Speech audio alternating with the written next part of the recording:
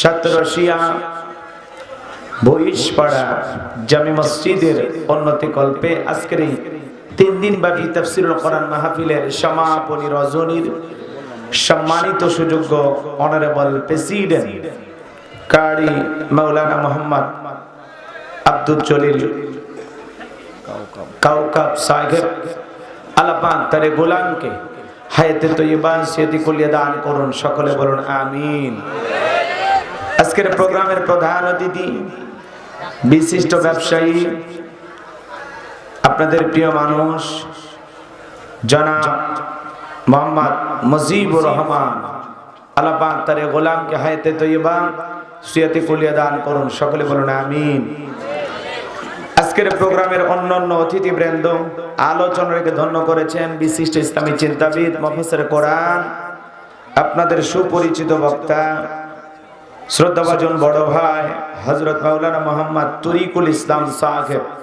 আল্লাহ পাক তার গোলামের কণ্ঠ দ্বীনের জন্য, ইসলামের জন্য, কোরআনের খেদমতের জন্য কবুল করুন, সকলে বলুন আমিন। মঞ্চে উপস্থিত সম্মানিত উলামায়ে কেরাম, সামনে বসা পিতৃ সমতুল্য মুরব্বী বাবাজিরা, কলিজার টুকরা প্রাণপ্রিয় যুবক ভাইরা, ছোট ছোট সোনামানিকেরা, পর্দার আড়ালের সম্মানিত বলা সরলা আবেদা সালেহা মা ও বোনেরা, প্রশাসনের সম্মানিত পুলিশের ভাইয়েরা, টিভির ভাইয়েরা, জাতির বিবেক প্রিয় সাংবাদিক বন্ধুগণ, বিভিন্ন রাজনৈতিক দলের সম্মানিত নেতা কর্মী ভাইয়েরা, সবাইকে নিয়ে আরেকটি বার সালাম দিচ্ছি। আশা করছি সকলেই সালামের জবাব জোরে সোরে দেবেন। আসসালামু আলাইকুম ওয়া রাহমাতুল্লাহি ওয়া বারাকাতুহু। আমরা শুকরিয়া আদায় করতেছি সেই মহান মালিকের দরবারে, আল্লাহ পাক সুবহানাহু ওয়া তাআলা অত্যন্ত দয়া করে, করুণা করে, মায়া করে, মোহাব্বত করে, ভালোবেসে, পছন্দ করে অত্র এলাকা থেকে গনে গনে গুণান্বিত করে, যাচাই বাছাই করে শুধুমাত্র কেবলমাত্র কোরআনুল কারীমের মোহাব্বতে আজকের মাহফিলে আসার বসার সুযোগ করে দিলেন। সে মহান রবের দরবারে সিজদাবনত চিত্তে কালিমাতু শুকর আদায় করে পড়ছি আলহামদুলিল্লাহ। হয় নাই কৃপণতা অলসতা দূর করে মুসলমান হিসাবে সিংহের মতো বাঘের মতো গর্জন করে আল্লাহর দেয়া জবান দ্বারা দুইটা ঠোঁট নাড়াইয়া চিৎকার মেরে বলুন আলহামদুলিল্লাহ। বলুন রব্বানা লাকাল হামদ হামদান কাসীরান তাইয়িবান মুবারাকান ফীহি। লক্ষ কোটি দরুদ সালাম মানবতার শ্রেষ্ঠ বন্ধু বিশ্ব নবী, বিশ্ব নেতা যে নবী আইয়ামে জাহিলিয়াতের যুগে আগমন করে অসভ্য মানুষগুলোকে সভ্য বানিয়েছেন, অভদ্র মানুষগুলোকে ভদ্র বানিয়েছেন, কোরআন নামের সংবিধান দিয়া কোরআনের রাজ কায়েম কইরা সোনালী যুগ উপহার দিয়া মদিনার পাক ভূমিতে শায়িত আছেন। সে রাসূলের প্রতি কলিজা ভরা মুহাব্বত নিয়ে পড়ছি দরুদ সালাম, সকলেই পড়ুন সাল্লাল্লাহু আলাইহি ওয়াসাল্লাম। যুবকেরা আজকে আমার মনে মনে খুব খুশি, কয় হুজুর আজকে জিতে গেছি। এই যে বাংলাদেশের একটা ছেলে, নাম হলো আলিফ মাহমুদ, কুমিল্লা থেকে একটা ছেলে হজ করার জন্য রওনা করে নাই, কথা বলেন না কেন? এই আলিফ মাহমুদ হজ করার জন্য রওনা করেছে, আর 54 দিন হয়ে গেল বাংলাদেশ থেকে পার হয়ে এখন দিল্লিতে পৌঁছে গেছে বাজার। আজকে বাংলাদেশের শ্রীলঙ্কার খেলা চলতেছে। বাংলাদেশের একজন খেলা পাগল আছে, নাম হলো কি? শোয়েব না, শোয়েব আলী। ওই যে মানে বাঘের মতো সাজে থাকা নাম কি? শোয়েব আলী। ওর সাথে হয়ে গেছে দেখা।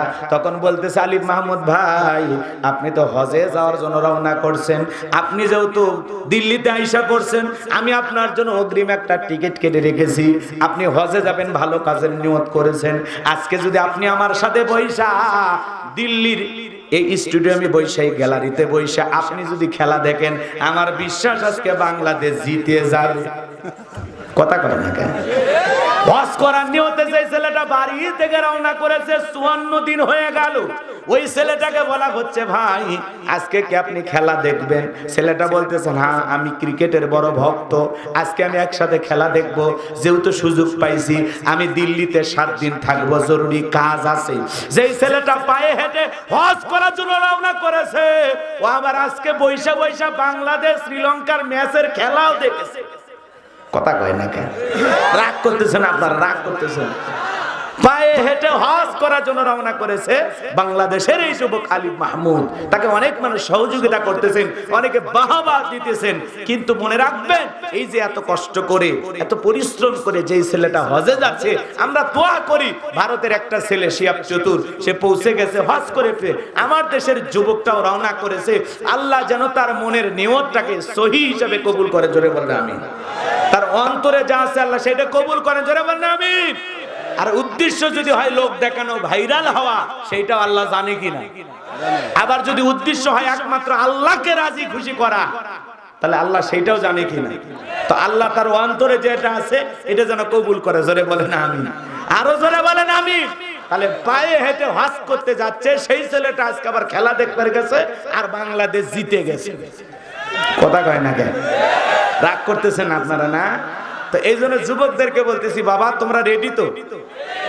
শক্তি আছে তো ইনশাল্লাহ? পায়ে হেঁটে হজ করবে যাচ্ছে, তাহলে আর মনের ভিতরে জোর আছে না নাই? মনের ভিতরে শক্তি আছে না নাই? হ্যাঁ, পায়ে হেঁটে হজ করতে যাচ্ছে। আমরা দোয়া করি ভাইরাল হওয়ার উদ্দেশ্যে যেন না হয়, লোক দেখানোর উদ্দেশ্যে যেন না হয়, একমাত্র আল্লাহ তাআলার নৈকট্য লাভের আশায়, আল্লাহকে রাজি খুশি করার আশায়, সহিহ নিয়তে আল্লাহ তাআলা হজকে দেখে এই পরিশ্রমকে, চলার পথের কষ্টটাকে আল্লাহ দূর করে দিন, জোরে বলুন আমিন। এবং সকল দেশ পার হয়ে, সকল বর্ডার অতিক্রম করে তার সঠিক গন্তব্য পর্যন্ত, খানায় কাবা পর্যন্ত আল্লাহ পৌঁছানোর মতো যেন শক্তি এই ছেলেটাকে দান করেন, জোরে বলেন আমিন। আরো জোরে বলেন আমিন। কোন কথা বলছিলাম? তাহলে এইবার আমরা যারা বিয়ে করেছি তারা হাত তুলে একটা তাকবীর দেব, এরপরে অবিবাহিত যুবক যারা আছে তোমরা একবার তাকবীর দিবা, দেখি তো শক্তির দিক দিয়ে কারা আমরা এগিয়ে আছি। হ্যাঁ, যারা বিয়ে করেছে, আমিও করেছি, আপনারা হাত তোলেন। যারা বিয়ে করেছে হাত তোলেন। প্রথমে যারা বিয়ে করেছেন মানে বরকত শুরু, বোঝেন নাই? হ্যাঁ, বিবাহিত পুরুষেরা রেডি তো? বোঝেন, মান সম্মানের বিষয় আছে। হ্যাঁ, ওদের কাছে কিন্তু হারা যাবে না। রেডি তো? লিল্লাহে তাকবীর। আর একবার রিক্স নেন, লিল্লাহে তাকবীর। হাত নামান। কি যে হবে যুবকেরা, তোমরা এবার হাত উঠাও যারা বিয়ে করো না। এ এলাকায় এত ছেলে অবিবাহিত, মা গো মা। আর আমরা মেয়ে বিয়ে দেব, পাত্র খুঁজে পাই না বাবা। 2-4 জন আমার গাইবান্ধা এলাকাতে বিয়ে শাদী কইরো বাবা। হ্যাঁ, যুবকেরা রেডি? লিল্লাহে তাকবীর, লিল্লাহে তাকবীর। ওরা জিতে গেছে না? আমরা আর কত চলি, বয়স তো অনেক হয়েছে। সবাই মিলে একবার লিল্লাহে তাকবীর। এইবার যুবকেরা চলো আমরা আলোচনা করি। আজকে আলোচনা করব পবিত্র কোরআনুল কারীমের 66 নাম্বার সূরা। সূরাটির নাম হলো মুলুক। বলেন কি নাম? মুলুক। মুলুক মানে হলো সার্বভৌমত্ব, কর্তৃত্ব। বলেন আল্লাহু আকবার। মোট আয়াত আছে 30টি, রুকু আছে 2টি।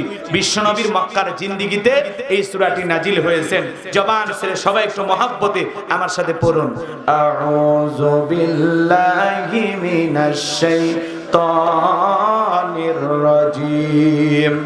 বিসমিল্লাহির রাহমানির রহিম। আরো আস্তে বলেন। বিতাড়িত মুর্দার শয়তানের কাছ থেকে আল্লাহ পাকের কাছে আশ্রয় প্রার্থনা চাচ্ছি। পরম করুণাময় অসীম দয়ালু আল্লাহ তাআলার নামে শুরু করছি। সূরার নাম কি বললাম? মুলুক। বাজান গো আমার, সূরা মুলুক যদি আল্লাহর কোন বান্দা নিয়মিত তেলাওয়াত করে, এই সূরাটা যে ব্যক্তি তেলাওয়াত করবে, যে ব্যক্তি নিয়মিত কোরআনুল কারীমের এই সূরাটা তেলাওয়াত করবে, আল্লাহ রাব্বুল আলামিন তার কবরের সলজটকে সহজ করে দিবেন। বলুন সুবহানাল্লাহ। এ দুষ্টুমি করার জন্য বসছো বাবা? ময়না এদিক, তুমি আমার সোজা হও, এদিকে হও, এদিকে। তুমি এদিকে হও। এটা যদি মনে গন্ডগোল করার জায়গা না বাবা, একটু দয়া করে। এই বাবা, 1 ঘন্টা চাইছি, দুষ্টুমি করো না মনা। হ্যাঁ, রাগ করো না। ছেলে পেলে খুবই ভালো। চাঁপাইনবাবগঞ্জে যেভাবে তাফসীরুল কোরআন মাহফিল হয়, 2 দিন ভাবি 3 দিন ভাবি, সেই হিসেবে কিন্তু আমল কম। কথা কয় না কেন? জামালপুর, ময়মনসিংহ, নোয়াখালী এদিকে যাবেন, প্রত্যেকটা শ্রোতার মাথায় টুপি থাকে। কথা কয় না? কিন্তু এই এলাকায় এত মাহফিল, কিন্তু আমাদের মাথায় টুপি নাই। কথা কয় না? কথা কয় না? আপনারা আবার বিরক্ত হবেন না। এ যুবক, মাথায় টুপি থাকার দরকার আছে না নাই? মুসলমান হিসাবে শোনো, মাথায় টুপি আর মুখে দাড়ি দুইটা দেখলে বোঝা যায়, যে কোনো একটা থাকলে অন্তত বোঝা যায় যেটা মুসলমান। কথা কয় না, কথা কয় না। তুমি যে অবস্থা দেশ দুনিয়া, তুমি বাড়ি থেকে রওনা করেছো চাপাই থেকে ঢাকায়, পথের মধ্যে আল্লাহ না করুক দুর্ঘটনায় তুমি মারা গেছো, এখন তোমার মাথায় টুপিও নাই, মুখে দাড়িও নাই, তাহলে লুঙ্গি খুলে জায়গা মতো দেখা লাগবে যে মাথা কাটান আছে না নাই, তারপরে বোঝা যাবে এটা মুসলিম না মুসলিম। কথা বলে ঠিক কি না? এই জন্য অন্তত সফরের সময় বাড়ি থেকে বের হইলে হয় পকেটে একটা টুপি আর না হলে নবীর সুন্নত দাড়ি, দুইটার মধ্যে একটা রাইখা দিও, না হলে মরার পরে মানুষ খুলে দেখি। আল্লাহ হেদায়েত দান করুক, জোরে কোন আমিন। আরো জোরে বলেন আমিন। এতবার শুনেন, 3 দিন ব্যাপী তাফসীরুল কোরআন মাহফিলে বসেছেন, মাথায় টুপি থাকবে না? এতগুলো হাজার হাজার মানুষের মধ্যে 100 জনের মাথা তো টুপি নাই। তো আল্লাহ আমাদের হেদায়েতের পথে কবুল করুন। কোরআনের মাহফিল গুলো যেন বিনোদনের জায়গা না হয়, আনন্দের জায়গা না হয়। কথা বলেন না কেন? যে বক্তা আসলো শুনলাম চলে গেলাম এরকম না, একটু আমল করার নিয়তে কথাগুলো শুনবেন। আল্লাহ কবুল করেন, জোরে বলেন আমিন। যুবক মন খারাপ করো না, আমরা টুপি পরি না এমনটা না হুজুর, কিন্তু ওই যে ঈদের দিনে পরি। কথা কয় না কেন? ঈদের দিনে টুপি পইরা মাঠে যায়, ঈদের নামাজ পড়ে এসে কই যে 4 মারে 6 মারে, ও টুপি আর খুঁজে পাওয়া যায় পরে আবার 10 টাকা দিয়ে একটা পরের ঈদে কিনে, ওইটা আবার ফিক মারে, কই আর খুঁজে পায় না। এই হলো আমাদের অবস্থা। টুপি পরে যুবকেরা পরে। তো যাই হোক, আলহামদুলিল্লাহ, চাঁপাই নবাবগঞ্জের মানুষের মন মানসিকতা ভালো, কিন্তু আমল একটু ভালো হওয়ার দরকার আছে না নাই? আল্লাহ কবুল করেন, জোরে বলেন আমিন। তাহলে বাচ্চা কাচ্চা, আমি বলছি না আমার দিকে তাকাবা, সিয়ারা কি খুবই খারাপ? বাবা এই দিকে তাকা। আর যদি দুষ্টমি করার নিয়ত থাকে বাবা আস্তে করে বাড়ির জমায় না, মাহফিলে কোনো ঝামেলা করো না, আর জানি এরকম কথা বলার সময় এরকম ডিস্টার্ব করো না, ঠিক আছে? এটা কিন্তু খুবই একটু খারাপ দেখালো, তারপরে আমি মেনে নিছি। সম্মানিত ভাইরা আমার, সামনের দিকে যাই, যে কথা বলতে চাচ্ছিলাম, সূরা মুলক যদি কেউ নিয়মিত আমল করে, এই সূরা যে ব্যক্তি তিলাওয়াত করবে, আল্লাহ রাব্বুল আলামিন তার কবরের সলজককে সহজ করে দিবেন। বলুন সুবহানাল্লাহ। শুধু তাই নয় বাজান গো আমার, যে ব্যক্তি নিয়মিত সূরা মুলক তিলাওয়াত করবে, কঠিন কিয়ামতের ময়দানে যেদিন বিচার দিবস কায়েম হয়ে যাবে, ওই কিয়ামতের ময়দানে যে ব্যক্তি নিয়মিত সূরা মুলক তিলাওয়াত করবে, ওই তিলাওয়াতকারীর পক্ষে আল্লাহর কাছে সুপারিশ করে জান্নাতে নিয়ে যাবে।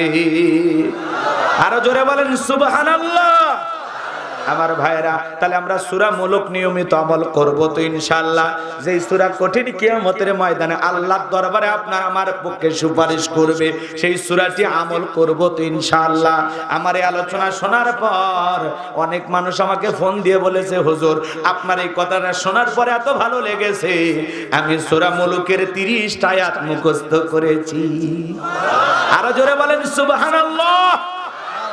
আল্লাহ রাব্বুল আলামিন বলেন, তাবারাকাল্লাযী বিয়াদিহিল মুলকু ওয়া হুয়া আলা কুল্লি শাইইন কাদির। আমার আল্লাহ রাব্বুল আলামিন বলেন, মহামান্বিত সেই সত্তা যার হাতে সর্বময় কর্তৃত্ব রাজত্ব পাওয়ার ক্ষমতা, তিনি হলেন সর্ব বিষয়ে শক্তিবান। বলেন আল্লাহু আকবার।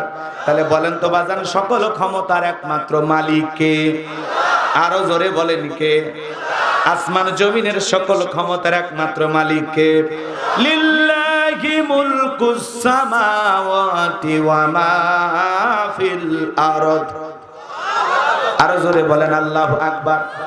আসমান জমিনের একচ্ছত্র মালিকানা কার? আসমান জমিনের সকল রাজত্ব কর্তৃত্ব কার হাতে? ভালো করে বোঝার চেষ্টা করবেন।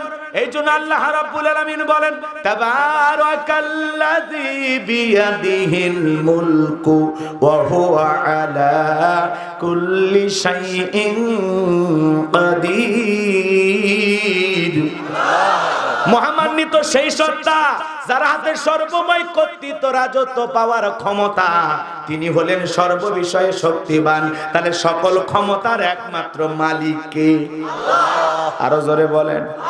তাহলে সকল রাজত্ব পাওয়ার ক্ষমতা একমাত্র কার হাতে? আসমান জমিনে আল্লাহর চাইতে বড় ক্ষমতাধর কেউ আছে? ওয়ালাম ইয়াকুল লাহু কুফুয়ান আহাদ। আসমান জমিনে আল্লাহর সমকক্ষ, আল্লাহর সমতুল্য আর কেউ নাই। কথা বলেন ঠিক কি না? তাহলে সকল ক্ষমতার একমাত্র মালিক আল্লাহ। কথা কি ক্লিয়ার বোঝেন? ভালো করে বোঝেন। তাহলে অনেকে বলবেন হুজুর দুনিয়াতে যারা ক্ষমতায় পায় তারা কি? এরা হলো ভাড়াটিয়া। কথা কয় না, একটু কথা বুঝবেন, খুব দ্রুত গতিতে কথা বলতে হবে, একটু শুরু করতে দেন। আপনাদের এলাকা থেকে একটা ছেলে ঢাকায় চলে গেছে, ঢাকায় যায় চাকরি করতেছে। চাকরি করার কারণে ঢাকায় যদি থাকা লাগ তাহলে কি একটা বাসা ভাড়া নেবে না? বলেন তো বাসা ভাড়া নেবে কিনা? এখন ওই বাসায় 10 বছর থাক, 5 বছর থাক, আর 15 বছর থাক, আর 20 বছর থাক, তার পরিচয় কি? ভাড়াটিয়া। ও কি ও বাড়ির মালিক? জোরে বলেন, ওই বাড়ির মালিক। তো পৃথিবীর জমিন আল্লাহ কাউকে 5 বছর, 10 বছর, 20 বছর, 50 বছর, 100 বছর ক্ষমতার চেয়ার দান করে, রাজত্ব দেয়। কথা বলে ঠিক কিনা? কিন্তু যখন সময় ফুরিয়ে আসে আল্লাহ সবাইকে বিদায় করে। কথা বলে ঠিক কিনা? ক্ষমতা কারো চিরস্থায়ী? তাহলে বলেন তো ক্ষমতা দেওয়ার মালিক কে? আল্লাহ রাব্বুল আলামিন বলেন, কুলিল্লাহুম্মা মালিকাল মুলকি তুতিল মুলকা মান তাশাউ ওয়া তানজিউল মুলকা মিম্মান তাশা ওয়া তুইজ্জু মান তাশাউ ওয়া তুযিল্লু মান তাশাউ বিয়াদিকাল খায়র ইন্নাকা আলা কুল্লি শাইইন কাদির। আল্লাহ রাব্বুল আলামিন ডেকে বলেন, আমি যাকে ইচ্ছা রাজত্ব দান করি। আল্লাহু আকবার বলেন। তাহলে বলেন তো রাজত্ব ক্ষমতা দেওয়ার মালিক কে? আমার আল্লাহ ডেকে বলেন, আমি যাকে ইচ্ছা ক্ষমতা দান করি, যাকে ইচ্ছা ক্ষমতার চেয়ার থেকে নামাই।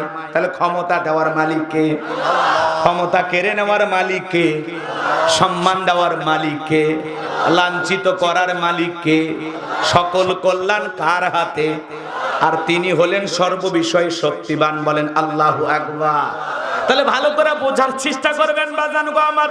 আল্লাহ রাব্বুল আলামিন ডেকে বলেন, আমি আল্লাহ রাজত্ব দেওয়ার মালিক। রাজত্ব দেওয়ার মালিক কে? ক্ষমতা দেওয়ার মালিক কে? কেড়ে নেওয়ার মালিক কে? সম্মানিত করার মালিক কে? লাঞ্ছিত করার মালিক কে? সবকিছু কার হাতে? ভালো করে বোঝার চেষ্টা করবেন, একটু মনোযোগ দেন। আল্লাহ কাউকে ক্ষমতার চেয়ারে বসায় সম্মানিত করে। যারা ক্ষমতার চেয়ারে বসে আদল ইনসাফ প্রতিষ্ঠিত করে, মানুষের কল্যাণে, মানবতার কল্যাণে, ইসলামের কল্যাণে, জাতির কল্যাণে ভালো কাজ করে, আল্লাহ ক্ষমতার চেয়ারে বসায়া তাদের ইজ্জত সম্মান বাড়ায়। আবার যারা ক্ষমতার চেয়ারে বসে জুলুম করে, অত্যাচার করে, দাম্ভিকতা করে, অহংকার করে, মানুষের রক্ত নিয়ে খেলা করে, মানুষের জীবন একেবারে এমন ভাবে বিষিয়ে তোলে, মানুষের উপরে এমন ভাবে অত্যাচার, নির্যাতন, জুলুম চালায়, নিজেকে রব বলে প্রতিষ্ঠিত করতে চায়, এরকম অনেক ক্ষমতাধরকে আল্লাহ পাক ক্ষমতা দেওয়ার পরেও জুতার বাড়ি খাওয়ায়া ক্ষমতার চেয়ার থেকে নামায়া দুনিয়ার থেকে বিদায় করে দিয়েছে। ভালো করে বুঝবেন, একটু মনোযোগ দিয়ে গুনাহগারের কথাগুলো শুনবেন। এই পৃথিবীর ভূখণ্ডে আল্লাহ পাক 1 নয় 2 নয় 4 জন মানুষকে পুরো পৃথিবীর রাজত্ব পাওয়ার ক্ষমতা দিয়েছিলেন। কয়জন? তাহলে ভালো করে বুঝবেন, সকল ক্ষমতার একমাত্র মালিক। যারা বলে ক্ষমতার উৎস জনগণ, এরা আপনাকে আমাকে পাম দিয়ে ফুলানোর চেষ্টা করে। এদেশে তেল মারা কিন্তু বেশি চলে। এ তেল মারা বোঝেন তো? কথা কয় না। যে যারে যত চেহারা যেমনই খারাপ হোক, যদি খালি বলেন ভাই চেহারা তো আপনার শাকিব খানের মতো, ও খুশি না বেজার? মেয়েটার চেহারা ভালো না, যদি একবার বলেন এদেশের সবচেয়ে সুন্দরী নায়িকা পূর্ণিমার মতো চেহারা, ও মেয়ে খুশি হবে কিনা? বারবার আয়নায় যে মুখ দেখবে, আসলে কি আমি পূর্ণিমার মতো? কথা কয় না কেন? এইরকম তেলের উপর দুনিয়া চলতেছে, চেহারা খারাপ কিন্তু বললেন ভালো, ও খুশি কিনা? কথা বলেন খুশি কিনা? তো এইরকম হলো অবস্থা, এদেশে তেলের উপর চলতেছে। ওই যে কয়েকদিন আগে একজন বলেই ফেললো, ম্যাডাম আপনি তো জান্নাতে যাবেন। আলহামদুলিল্লাহ, খুবই ভালো কথা। কথা কয় ঠিক কিনা? এদেশের সকল মানুষ জান্নাতে যায়, এটা আমরা চাই না? কেউ যদি জাহান্নামে যায়, এটা আমরা চাই নাকি? মুসলিম হিসাবে আমরা সকলের কল্যাণকামী, কথা বলে আমরা সকলের কল্যাণ চাই। আমরা চাই, আমার দিলের চাওয়া বাংলাদেশের সকল মুসলমান জান্নাতি হোক। আল্লাহ আমাদের সবাইকে জান্নাতি হিসেবে কবুল করুন। জোরে বলুন আমিন। আমি জান্নাতে যাওয়ার জন্য দোয়া করতে পারি, কিন্তু ডাইরেক্ট কাউকে বলতে পারবো না যে আপনি জান্নাতি। বলতে পারবো? রাসূলও সরাসরি বলতেন না। আল্লাহ যেটুকু বলতেন জানায়া দিতেন, রাসূল তার দিকে ইঙ্গিত করে বলতেন, এই ব্যক্তি এই মুহূর্তে এখন মসজিদে যে প্রবেশ করবে, সাহাবীরা যদি জান্নাতি মানুষ দেখতে চাও আমার সেই সাহাবীর দিকে তাকাও। সুবহানাল্লাহ বলেন। এইভাবে রাসূল বলতেন, রাসূলও ডাইরেক্ট বলতেন না। কথা কয় দেখা রাগ করেছেন মনে হয়। তো যাই হোক, আমরা বলতে পারি, হ্যাঁ ম্যাডাম আপনি যেভাবে সুন্দর করে মসজিদ বানাইতেছেন আলহামদুলিল্লাহ, এদেশের যেভাবে কল্যাণ করতেছেন, আপনি যেভাবে নামাজ পড়েন মাশাআল্লাহ, আপনি উমরা করেন মাশাআল্লাহ, আপনি রাসূলের রওজা জিয়ারত করলেন মাশাআল্লাহ, আপনি ভালো কাজ করতেছেন। আমাদের বিশ্বাস আল্লাহ যদি চায় আল্লাহ আপনারে জান্নাত দিতে পারে। কথা বোঝেন নাই? কথা কি বুঝতে পারছেন? কথা বলার মধ্যে একটু আকার ইঙ্গিত আছে না নাই? হ্যাঁ, বুঝে নেওয়া লাগবে। রাগ করতেছেন মনে হয় না? সকল মানুষ জান্নাতে যাক, আমরা এই দোয়া করব কি না? কথা বলেন।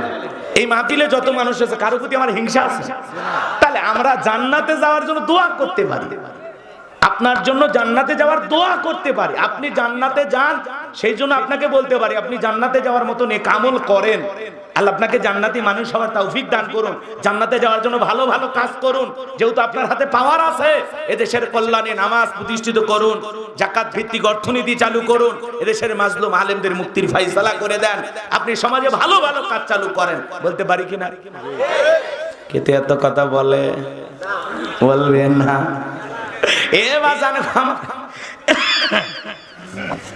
কষ্ট হচ্ছে আপনাদের না? যে কথা বলতে চাচ্ছিলাম, তাহলে পুরো পৃথিবীর রাজত্ব পাওয়ার ক্ষমতা আল্লাহ চারজন মানুষকে দিয়েছিল। এর মধ্যে দুইজন হলো ইমানদার, একজন হলো সাইয়্যিদনা সুলাইমান। বলেন আল্লাহু আকবার।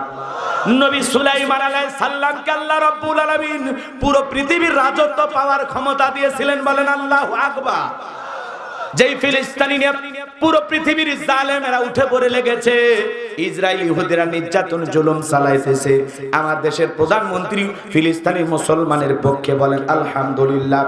জাতিসংঘের ভিতরে একটা নয় দুইটা নয় 138টি দেশ বলেছে ফিলিস্তিনের মুসলমানদের জন্য এই জমিনকে উন্মুক্ত করে দেওয়া হোক। আল্লাহু আকবার বলেন। স্বাধীন রাষ্ট্র হিসাবে ফিলিস্তিনের মুসলমানের পক্ষে দেশকে ঘোষণা করা হোক। তারা সবাই চাইতেছে ফিলিস্তিনি জমিন ফিলিস্তিনি মুসলমানের। এটা ইসরায়েল ইহুদিদের এই জায়গায় থাকার অধিকার। ওরা উড়ে এসে জুড়ে বসেছে। কথা কি বুঝতে পারছেন? আমার দেশে যে রোহিঙ্গার মুসলমান আছে, ঠিক ওই দেশের আসল মালিক হলো ফিলিস্তিনি মুসলমানেরা। আর ইসরায়েল ইহুদিরা উড়ে এসে জুড়ে বসেছে। আর এদেরকে থাকতে দেওয়ার কারণে ৭৫ বছর ধরে এরা মুসলমানের উপরে নির্যাতন জুলুম চালাচ্ছে, ফিলিস্তিনি মুসলমানের রক্ত নিয়ে খেলা করতেছে। কিন্তু মনে রাখবেন, নির্যাতন জুলুম যত বাড়বে মুসলমানদের বিজয় তত নিকটে। কথা বলেন ঠিক কি না?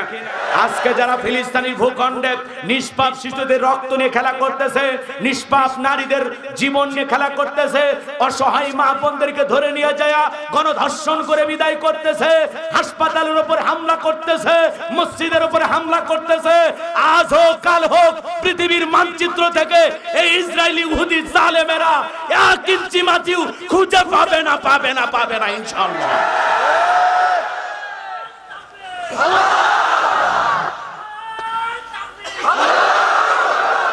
আমার ভাইয়েরা, এই ফিলিস্তিনের বাদশা আল্লাহ পাক সুলাইমান আলাইহিস সালাম এবং তার বাবা দাউদ আলাইহিস সালামকে দিয়েছিলেন। তাহলে পুরো পৃথিবীর রাজত্ব পাওয়ার ক্ষমতা আল্লাহ 4 জনকে দিয়েছিলেন। এর মধ্যে 1 নাম্বার হলো নবী সুলাইমান। বলেন আল্লাহু আকবার।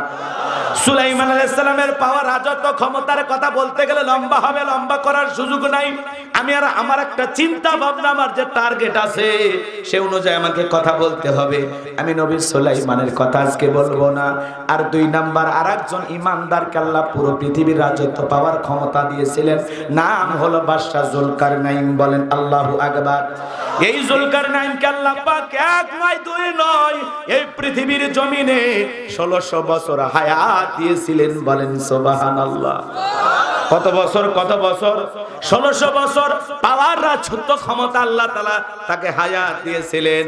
তিনি পূর্ব থেকে পশ্চিম সূর্য উদয় হইতে অস্তগামী পর্যন্ত পুরোটা পৃথিবী জীবন দশায় দুইবার সফর করেছিলেন, বলুন সুবহানাল্লাহ। আল্লাহ পাক তাকে একটা ঘোড়া দিয়েছিলেন, এক এক কদমে ঘোড়াটা হাজার হাজার মাইল রাস্তা পথ চলতো, বলেন সুবহানাল্লাহ। বাদশা জুলকারনাইনের ইতিহাস ঘটনা আজকে আমি বলবো না, তাহলে দুইজন ইমানদার, একটা নবী সুলাইমান আর একটা বাদশা জুলকারনাইন, আর দুইজন কাফেরকে আল্লাহ পাক পুরো পৃথিবীর রাজত্ব পাওয়ার ক্ষমতা দিয়েছিলেন। এর মধ্যে একজন হলো জালেম বাদশা বখতেনাসর। জোরে বলেন কি নাম? দেখতেছেন মনে হয় আজকে সামান্য ক্ষমতা পাইলে তো মানুষ লাফালাফি করে, আর আল্লাহ এদেরকে পুরো পৃথিবীর ক্ষমতা দিয়েছিল। কথা বলেন না, সামান্য ক্ষমতা পাইলে লাফায় না। নবীর জামানা একজন ছিল গোত্রীয় লিডার, এখন যেরকম চেয়ারম্যান মেম্বার, ওই রকম রাসূলের জামানায় একটা গোত্রীয় লিডার, একটা দলপতি, নাম হলো আমর। জোরে বলেন কি নাম? নবীজি যখন মক্কা থেকে হিজরত করে মদিনায় চলে গেলেন, এই মক্কার মহাবীর আমর প্রতিমার সামনে দাঁড়ায়া, লাত উজ্জা দেবদেবী সরস্বতী রাধা কৃষ্ণ এগুলোর সামনে দাঁড়ায় বলতেছে, যতক্ষণ না আব্দুল্লাহর বেটা মুহাম্মদ সাল্লাল্লাহু আলাইহি সাল্লামের কাল্লা না নিতে পারবো, ততক্ষণ পর্যন্ত আমি এক ফোঁটা পানিও পান করব না। জোরে কন্যা নাউজুবিল্লাহ। নবীজির কাল্লা আনতে যায়, নবীকে ওর পাকা ধানে মই দিয়েছে, ওর বাড়িতে কোনোদিন চুরি করতে গেছে। কথা বলেন না কেন? তাহলে নবীজির কাল্লা কেন নেবে? কারণ নবী কালেমার দাওয়াত দেয়, ইসলামের প্রচার প্রসার করে, এক আল্লাহর পথে মানুষকে দাওয়াত দেয়। এরা যে অনেকগুলো প্রভু মানে, কথাকে বোঝেন নাই? রাগ করেন না, রাগ করেন না, শোনেন। নবীজি হিজরত করে মদিনায় চলে গেছে, কাফিরদের কেনে রসুলের মাথা ব্যথা নাই, কিন্তু রসুল মদিনায় গেলেও মক্কার কাফিরদের চোখে ঘুম নাই।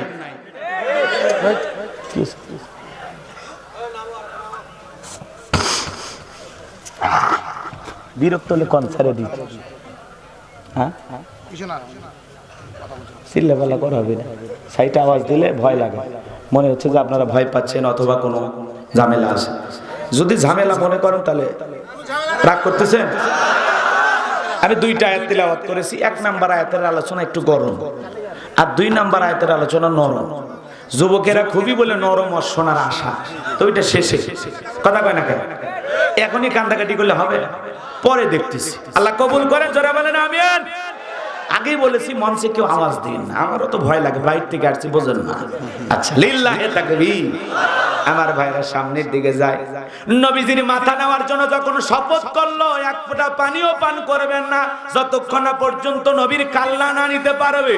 ভালো করে বোঝেন, এই কাফির যখন শপথ করলো, আল্লাহ পাক এই তথ্যটা মদিনায় নবীজির কান পর্যন্ত পৌঁছায়া দিলেন, বলুন সুবহানাল্লাহ। নবীজি যখন জানতে পারলেন মক্কার মহাবীর আমর আমার মাথা নেওয়ার জন্য রওনা করেছেন, এই বিষয়টা জানার পর নবীজি সাহাবায়ে কিরামদেরকে ডেকে বললেন, ও আমার সাহাবীরা, মক্কার মহাবীর আমর আমার কাল্লা নেওয়ার জন্য রওনা করেছে, তোমরাই বলো কি করা যায়।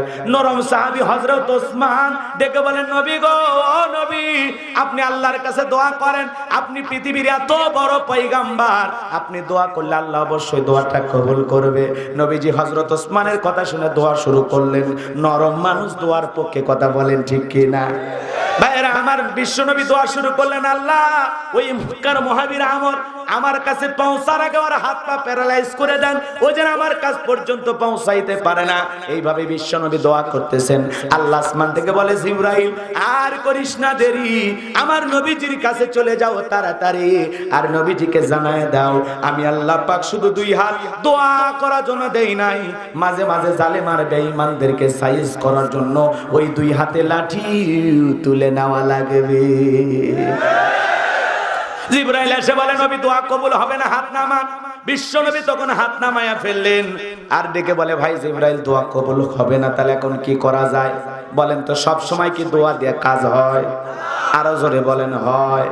ভালো করে বুঝবেন বাজান, আপনাদের এই গ্রামের নাম কি? সাতরশিয়া। কথা কয় না কে? সাতরশিয়া গ্রামের নাম। মনে করেন কথার কথা উদাহরণ দিতেছি বুঝানোর জন্য। এই গ্রামে প্রতিদিন চুরি হইতেছে, গরু চুরি হয়, ছাগল চুরি হয়, সুন্দরী বউ চুরি হয়, গহনা গাটি চুরি হয়। এলাকার ইমাম সাহেব এনে একজন 10 কেজি জিলেপি নিয়ে যায়, এশার নামাজ পড়ে বলতেছে, হুজুর চোরের অত্যাচারে আর প্রতি জীবন বাঁচে না, আপনি একটু দোয়া করেন হুজুর, চোরের হাত থেকে যেন এই 7 রশিয়ার মানুষের ধন সম্পদ, টাকা পয়সা, গরু ছাগল, বইয়ের গহনা, সোনা দানা সব যেন আল্লাহ হেফাজত করে। কথা কি বুঝতে পারছেন? ভালো করে বোঝার চেষ্টা করবেন।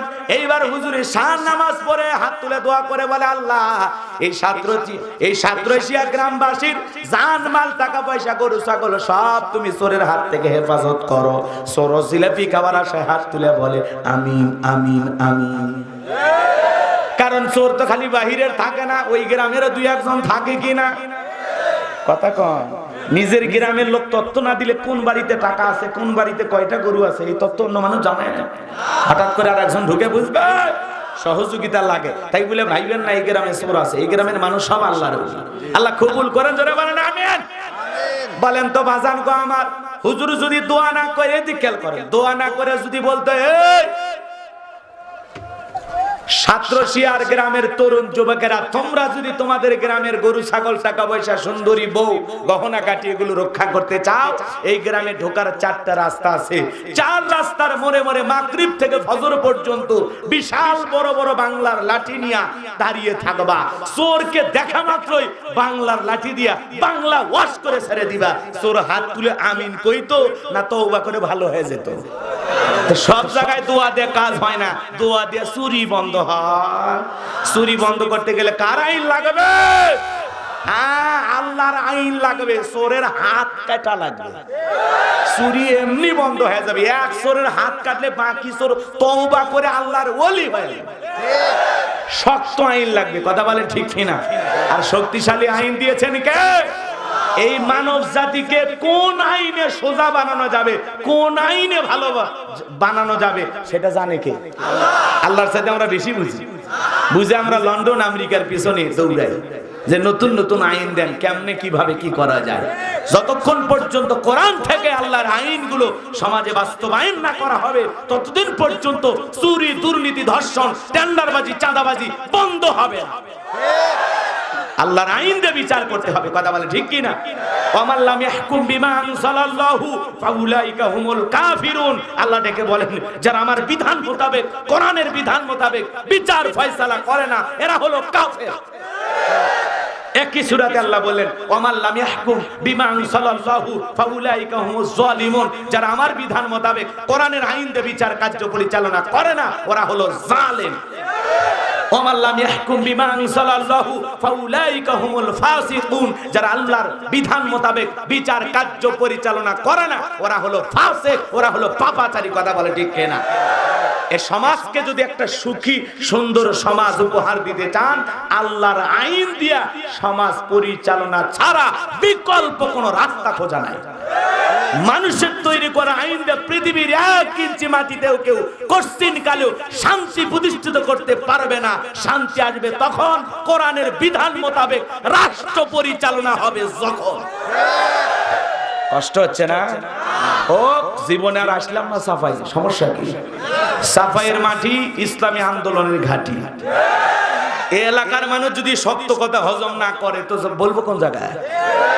চলেন সামনের দিকে যাই। লিল্লাহে তাকবীর। ভালো করে বোঝেন বাজান। জিবরাইল বলে, নবী গো, দোয়া আল্লাহ কবুল করবে না। আপনি আপনার সাহাবীদের মধ্যে ঘোষণা করে দেন, আপনার এমন কোন সাহাবী আছে নাকি যে আমরের মুখোমুখি মোকাবেলা করবে? নবীজি তখন ডেকে বলেন, ঠিক আছে, এই প্রস্তাবটা দেওয়া যায়। এবার সাহাবায়ে কেরামদেরকে ডেকে বললেন, ও আমার সাহাবীরা, মক্কার মহাবীর আমার মাথা নেওয়ার জন্য রওনা করেছে। আল্লাহ দোয়া কবুল করবে না। তোমাদের মধ্যে এমন কেউ কি আছো যে আমরের মুখোমুখি দাঁড়ায় মোকাবেলা করবা? নবীর কোন সাহাবী দাঁড়ায় না। হযরত আলী দাঁড়িয়ে গেছেন, বলেন আল্লাহু আকবার। ভালো করে বোঝার চেষ্টা করবেন। নবীজি আলীকে দেখে বলে, আলী রে তুমি ছোট মানুষ না বুঝে কেন দাঁড়াও? তুমি কি জানো মক্কার মহাবীর আমর এক বেলা খাবার খাই 21 কেজি, 3.5 মণ ওজনের তরবারি নিয়ে যুদ্ধ করে। এত বড় বীরের সামনে কেমনে তুমি যাইবা? তোমার জানে কি মায়া দয়া নাই? তুমি বসে পড়ে যাও। এইবার নবীজি দ্বিতীয়বার বললেন, আবারও হযরত আলী দাঁড়িয়ে গেছেন। নবী ডেকে বলে, আলী রে তোর কি মায়া দয়া নাই? জানের উপরে বৈশা পর। নবীজি তৃতীয়বার বললেন, ও আমার সাহাবীরা, আমরের মুখোমুখি হয়ে কেউ কে মোকাবেলা করবা এমন সাহস কি কারো আছে? আবার নবীর কোন সাহাবী দাঁড়ায় না, হযরত আলী দাঁড়িয়ে গেছেন। বলেন আল্লাহু আকবার। নবী এইবার দুইটা হাত বাড়ায়া ডেকে বলে, আলী রে আয় আয় আমার বুকের কাছে আয়। হযরত আলীকে নবী বুকের সাথে জড়াইয়া নিয়া দেখে বলে, আলী রে এ আলী এত বড় বীরের সামনে যাবি, তোর কি অন্তরে ভয় লাগে না? কেমনে মোকাবেলা করবি? তোর সাহস এত বেশি কেমনে? হযরত আলী ডেকে বলে, নবী গো আপনি শুধু আমাকে দোয়া করে ছেড়ে দেন, ওই আমর আপনার চেহারা দেখার আগে আমি জমিন থেকে বিদায় করে দেব। বলেন আল্লাহু আকবার। ইমানের একটা পাওয়ার আছে না নাই? জোরে বলেন আছে না নাই? যে ইমান প্রয়োজনে জ্বলে ওঠে না, যে ইমান সত্য ন্যায়ের কথা বলে না, যে ইমান অন্তরে নাই, যে ইমান অন্তরে নাই, মুখে ফোটায় কথার কলি, কিভাবে তারে বলো ইমান বলি, কিভাবে তারে বলো ইমান বলি। যে ইমান প্রয়োজনে জ্বলে ওঠে না, যে ইমান সত্য ন্যায়ের কথা বলে না। মারহাবা বলেন। ইমানের একটা পাওয়ার থাকা দরকার আছে না নাই? এইবার নবী ডেকে বলে, আলী রে খালি হাতে দোয়া করে লাভ হবে না। ওসমান তোমার বাড়িতে কি কোনো তরবারি আছে? হযরত ওসমান ডেকে বলে, নবী আমি কি জঙ্গি? তবে আমার বাড়িতে একটা তরবারি আছে 27 ইঞ্চি লম্বা। আল্লাহু আকবার বলেন। আজকে দেখবেন তরবারির কথা বললে কয় জঙ্গি। আছে না নাই? আছে না নাই? মনে করেন এই চাঁপাইনবাবগঞ্জ শহরে একটা দাওরা হাদিস মাদ্রাসা আছে। হুজুর বলতেছে কুরবানির ঈদের আগে বলতেছে, বাবা শোনো, কুরবানির ঈদের ছুটিতে বাড়িতে যা লাভ নাই, তোমরা যারা একটা তরুণ আছো, যুবক আছো, যদি এই শহরের মানুষের গরু ছাগল গুলো জবাই করে দাও, গরু ছাগল জবাই করার বিনিময়ে নগদ কিছু হাদিয়াও তোমাদেরকে দেবে, আবার চামড়াটাও মাদ্রাসায় দেবে। কথা কয় না কে? যদিও বাংলাদেশে এখন চামড়ার দাম নাই, এখানেও সিন্ডিকেট আছে না নাই? কালো বাজারে ব্যবসায়ী 500 টাকার জুতা 3000 টাকা হয়ে গেছে, আর 2000 4000 টাকার গরুর চামড়া এখন 200 টাকা। গরুর দাম 2 লাখ, চামড়ার দাম 200। কালো বাজার ব্যবসায় আছে না না? এখানে ওরা ষড়যন্ত্র করেছে, যদি চামড়ার দাম কমা দেওয়া হয় তাহলে মাদ্রাসা এমনি বন্ধ হয়ে যাবে। মনে রাখবা, মনে রাখবা, তোমাদের হাজারো ষড়যন্ত্রে বাংলাদেশের একটি মাদ্রাসাও বন্ধ করতে পারবে না। কারণ এদেশের মাদ্রাসা চালানোর জন্য প্রত্যেকটা মুসলমানের পকেটে পকেটে আল্লাহ টাকা রেডি করে রেখেছে। এদেশের মানুষ মসজিদ মাদ্রাসাকে কলিজা দিয়ে ভালোবাসে। তোমাদের টাকা লাগবে না। রাগ করতেছেন মনে হয়? হুজুরের কথা শুনে 80 জন যুবক রেডি হয়ে গেল, হুজুর আমরা কুরবানির ছুটিতে বাড়িতে যাব না, গরু জবাই করতে রাজি। হুজুর বলতেছে, বাবা খালি খালি তো জবাই করা যাবে না, কি লাগবে? ছোরা লাগবে। আপনারা কি বলেন? ছোরা, ছোরা, ছুরি, চাকু, যা বলেন বলেন। রাগ করতেছেন মনে? এই ছোরা হুজুর এইবার 80 জন ছাত্রের জন্য 80টা ছোরা কামারের কাছে অর্ডার দিয়ে বানাইছেন কুরবানির আগের দিন। কুরবানির আগের দিন হুজুর বলতেছে, বাবা কে কোনটা নিবার নাও নিয়ে একটু কি দাও। আপনারা কি বলেন? আমরা বলি বালু দিয়ে ধার দেয়, আপনারা তাই বলেন নাকি? তো বালু দিয়ে ধার দিতেছে। এলাকায় কিছু গোয়েন্দা থাকে না, তেল তেলা গোয়েন্দা, ও দেখছে বাপরে বাপ মাদ্রাসার 80টা বাচ্চা এরকম করতেছে। ও তখন গোপনে থানায় যা বলতেছে, আমাদের বাড়ির পাশে ওই যে মাদ্রাসা, ওখানে জঙ্গিদের ট্রেনিং চলতেছে, জঙ্গিদের ট্রেনিং চলতেছে। এই কথা শুনে পুলিশ এইটা মাদ্রাসার চতুর্দিক ঘেরাও করছে। ঘেরাও করে এবার বলতেছে, হুজুর আমরা গোপন তথ্যের ভিত্তিতে নিশ্চিত হইয়া একটি সংবাদ পাইয়াছি, এই মাদ্রাসায় নাকি জঙ্গিদের গোপনে ট্রেনিং চলতেছে। হুজুর বলতেছে, না এরকম ঘটনা তো না। কয় না, নির্ভুল সূত্রে আমরা বিষয়টা জানিয়েছি, ইহা নিশ্চিত। কথাকে বোঝেন? তখন বলতেছে এই পুরো মাদ্রাসা সার্চ করো, তল্লাশি চালাও। এইবার খুঁজতে খুঁজতে হুজুরের রুম থেকে খাটের নিচ থেকে বের করেছে এক বস্তা সোরা, মনে আছে তো? ওই সোরাগুলো এইবার ঢেলেছে। এইবার ওসি সাহেব বলতেছে এসব কি, এসব কি? তখন বুদ্ধিমোটা ছাত্র বলা লাগবে কোথায় কি কত আর বোঝে না। ও তখন বলতেছে বুঝতেছেন না, আগামী 10 তারিখ খালি ধর্ম আর জবাই কর্ম, ধর্ম আর জবাই কর্ম। কথা কি বুঝতে পারছে? এরপরে বলতেছে আগামী 10 তারিখ রক্তের বন্যা বয়ে যাবে, রক্তের বন্যা। ওসি সাহেব বলছে এই সবগুলোকে গ্রেফতার করো। এইবার মহাতামি হুজুর বলতেছে ও ওসি সাহেব আপনি মুসলমান না? কয় নিঃসন্দেহে আমি মুসলমান। তা আপনি বোঝেননি আগামী 10 তারিখে ছেলেটা বলা লাগবে বলে সারাক যাবে কি? আগামী 10 তারিখ হলো পবিত্র ঈদুল আজহা। এই ছেলেটা বুঝাইতে চাচ্ছে যে কুরবানির গরু ছাগল ধরবি আর জবাই করবি। তখন বলছে ও বিষয়টা আমরা তো বুঝতে পারি নাই। হুজুরে করে ধরার আগে কিছুই বোঝে না, পরে ধরার পরে বোঝে যে হুজুরে কোন কেসে ফাঁসানো লাগবে। এই কথা কয় না, কথা কয় না। রাগ করতেছে, মদের বোতল নিয়ে গ্রেফতার হয়, ওরা জামিন পায়। আর একটা হুজুরও ঘুমোর থেকে তুলে নিয়ে যায় জেলখানাতে রেখে দেয়, তার জামিন হয় না। আছে না নাই? আছে না নাই? আছে, উপরে একজন আছে। কথা বলেন ঠিক কি না? দুনিয়া তো কয়দিন, আপনি মানুষকে ঠকাচ্ছেন, মানুষের উপর জুলুম করতেছেন, সে নীরবে সয়ে গেল। কিন্তু যেদিন আল্লাহ ধরবে সেদিন কেমনে ছাড়া পাবেন? কথা বলেন ঠিক কি না? কোনো না কোনো ভাবে দুনিয়ার জীবন শেষ হয়ে যাবে। এই জন্য মনে রাখবেন বাজান, বাংলাদেশের কোনো মাদ্রাসায় জঙ্গিদের ট্রেনিং নাই, ট্রেনিং দেওয়া হয় না। মাদ্রাসাতে জীবনের শেষ জানাজার নামাজের ট্রেনিং দেওয়া হয়, জুমার নামাজের ট্রেনিং দেওয়া হয়। এদেশের আদর্শ নাগরিক তৈরি করা হয় মাদ্রাসায়। কথা বলে ঠিক কি না?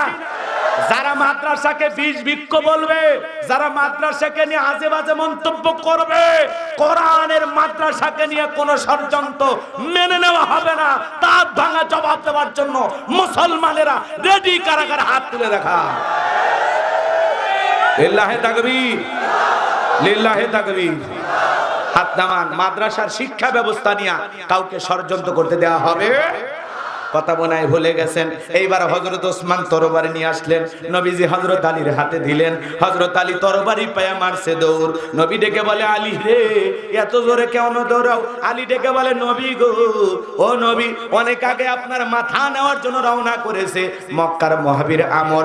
আমি চাই আপনার চেহারা দেখার আগে আমি জমিন থেকে বিদায় করে দেব। বলেন আল্লাহু আকবার। এইবার হযরত আলী দৌড়াইতে দৌড়াইতে দৌড়াইতে দৌড়াইতে আমরের মুখোমুখি হয়ে গেছে। আমরকে দেখা হযরত আলী, এইবার ভালো করে বোঝেন, হযরত আলীকে দেখে আমর ডেকে বলতেছে কে রে আলী, তুমি ছোট মানুষ কেন আমার সামনে দাঁড়াইছো? হযরত আলী বলতেছে ছোট না বড় পরে বুঝাইতেছি। আল্লাহু আকবার বলে। এই কথা বলে ওই যে তরবারি ছোড়া বোঝেন তো, ওইটাতে দাগ টানতেছেন আর একটা দোয়া পড়তেছেন। এই দোয়া যদি আপনারা পড়তে পারেন, এই দোয়াটা পরে যদি পানিতে ফু দেন আর বাড়ির চতুর্দিকে ছিটায়া দিতে পারেন, আপনার বাড়িতে চোর টাকা ঢুকতে পারবে না। বড় বড় দুর্ঘটনার হাত থেকে আল্লাহ আপনার পরিবারের সবাইকে হেফাজত করবেন। বলেন আল্লাহু আকবার। কি সেই দোয়া শুনতে মনে চায়? একটু অপেক্ষা করেন বাজান।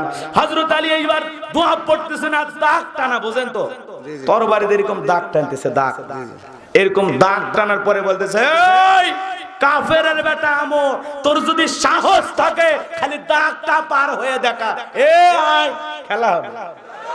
আল্লাহু আকবার বল। ঘটনাটা কি আপনারা শুনবেন? হযরত আলী আর আমর বাজা বাজা ভাব। কারা কারা শুনবেন একটু হাত তোলেন তো দেখি। লিল্লাহে তাকবীর, লিল্লাহে তাকবীর। হাত নামান। কথা কি বলছিলাম ভুলে গেছেন মনে হয়।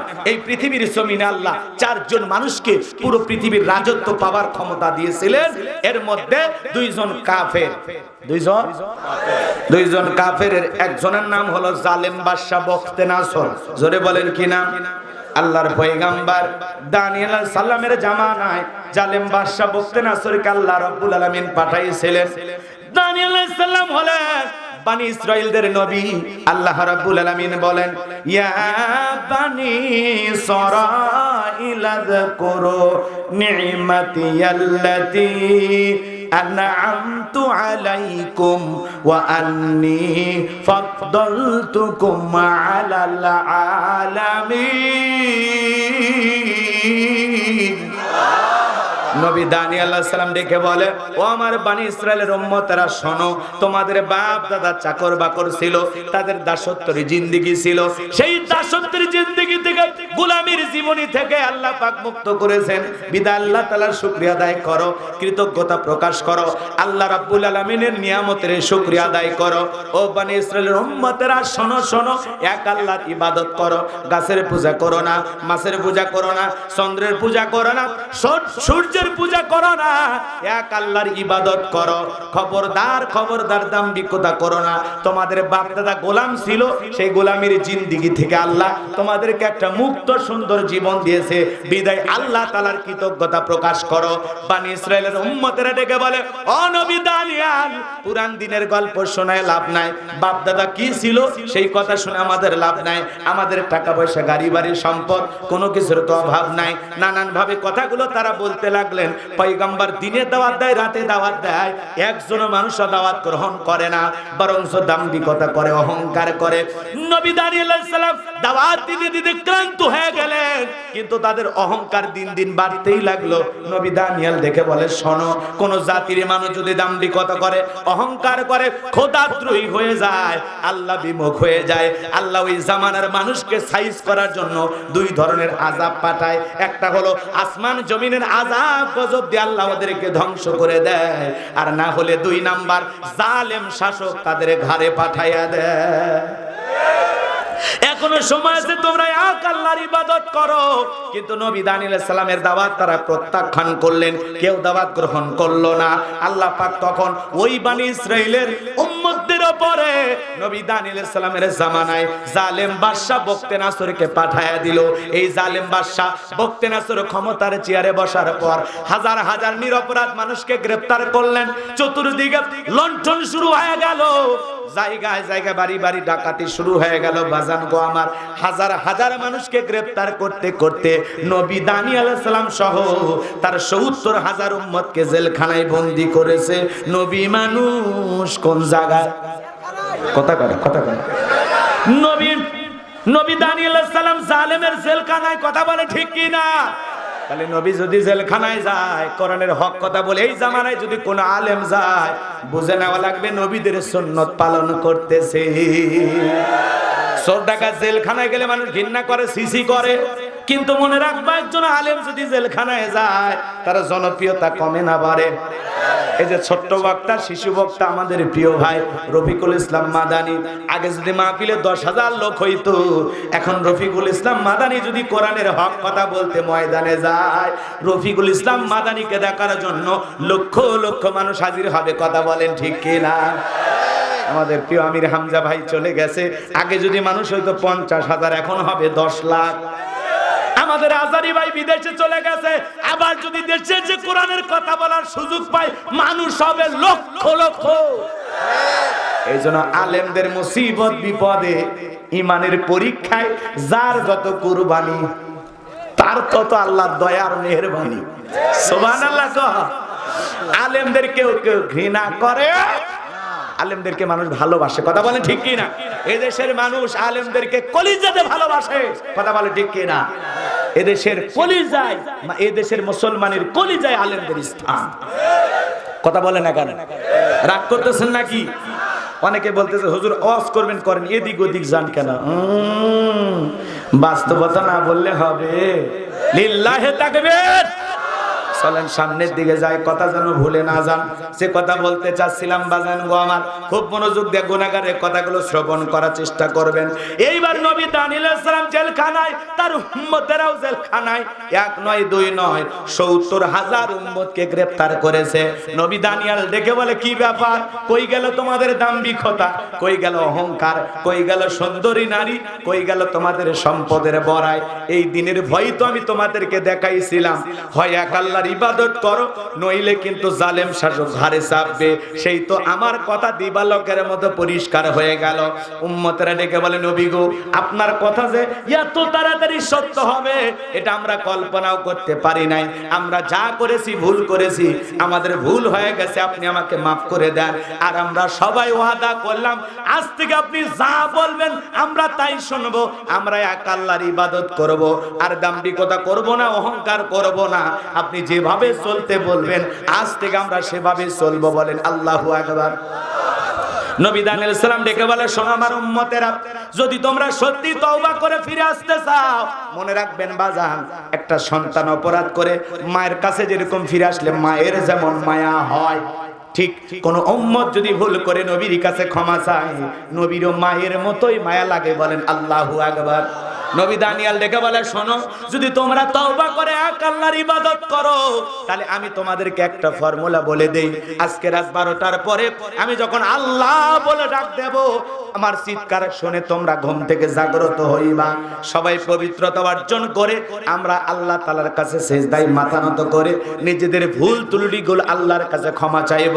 আর আল্লাহ রাব্বুল আলামিনের কাছে কাকুতি মিনতি সহকারে প্রার্থনা করব, আল্লাহ আল্লাহ আল্লাহ এই জালেমের জেলখানা থেকে মুক্তির ব্যবস্থা করে দেন। একমাত্র আল্লাহই পারে এখান থেকে বের করতে, তাছাড়া দুনিয়ার কেউ আমাদেরকে বের করতে পারবে না। বলেন আল্লাহু আকবার। এবার উম্মতেরা রাজি হয়ে গেল। রাত 12টার পরে নবী দানিয়েল সালাম আল্লাহ বলে ডাক দিয়েছে। আপনারা একটু জোরে বলেন আল্লাহ, আর একটু জোরে বলেন আল্লাহ, আর একবার জোরে ডাক দেন আল্লাহ, আর একটু ভালোবাসা নিয়ে ডাক দিয়ে বলেন আল্লাহ।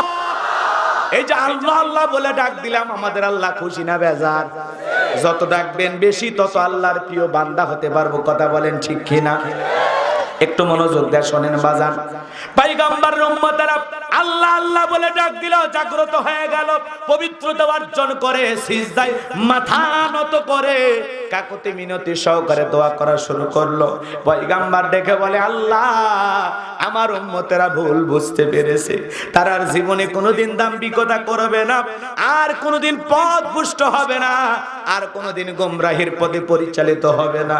আল্লাহ গো, আমার উম্মতের জীবনের ত্রুটিগুলো মাফ করে দাও। ও আল্লাহ, আমাদের দোয়াকে কবুল করে নাও। একমাত্র আপনি পারেন এই জালেমের জেলখানা থেকে মুক্তির ব্যবস্থা করে দিতে। পয়গম্বর কাকুতি মিনতি সহকারে চোখের পানি ছেড়ে দিয়ে আল্লাহর কাছে দোয়া করতেছেন। আমার আল্লাহ আসমান থেকে ডেকে বলে, ও নবী দানিয়েল, দোয়া মঞ্জুর হয়ে গেছে, আর কাঁদতে হবে না। আমি আল্লাহ তোমাদের তওবা দোয়া কবুল করে নিলাম। আমি আল্লাহ ওয়াসিরে এখান থেকে মুক্ত করার ব্যবস্থা করে দেব। বলেন আল্লাহু আকবার।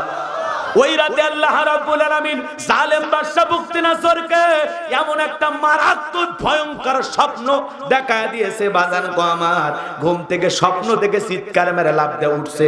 আশেপাশের সমস্ত মানুষ, প্রহরী যারা ছিল, এসে বলে, নেতা এত জোরে ঘুম থেকে জাগ্রত হয়ে চিৎকার মারলেন, ব্যাপারটা কি? বলে, আমার চেহারা দেখে বোঝো না, আমি একটা মারাত্মক স্বপ্ন দেখেছি।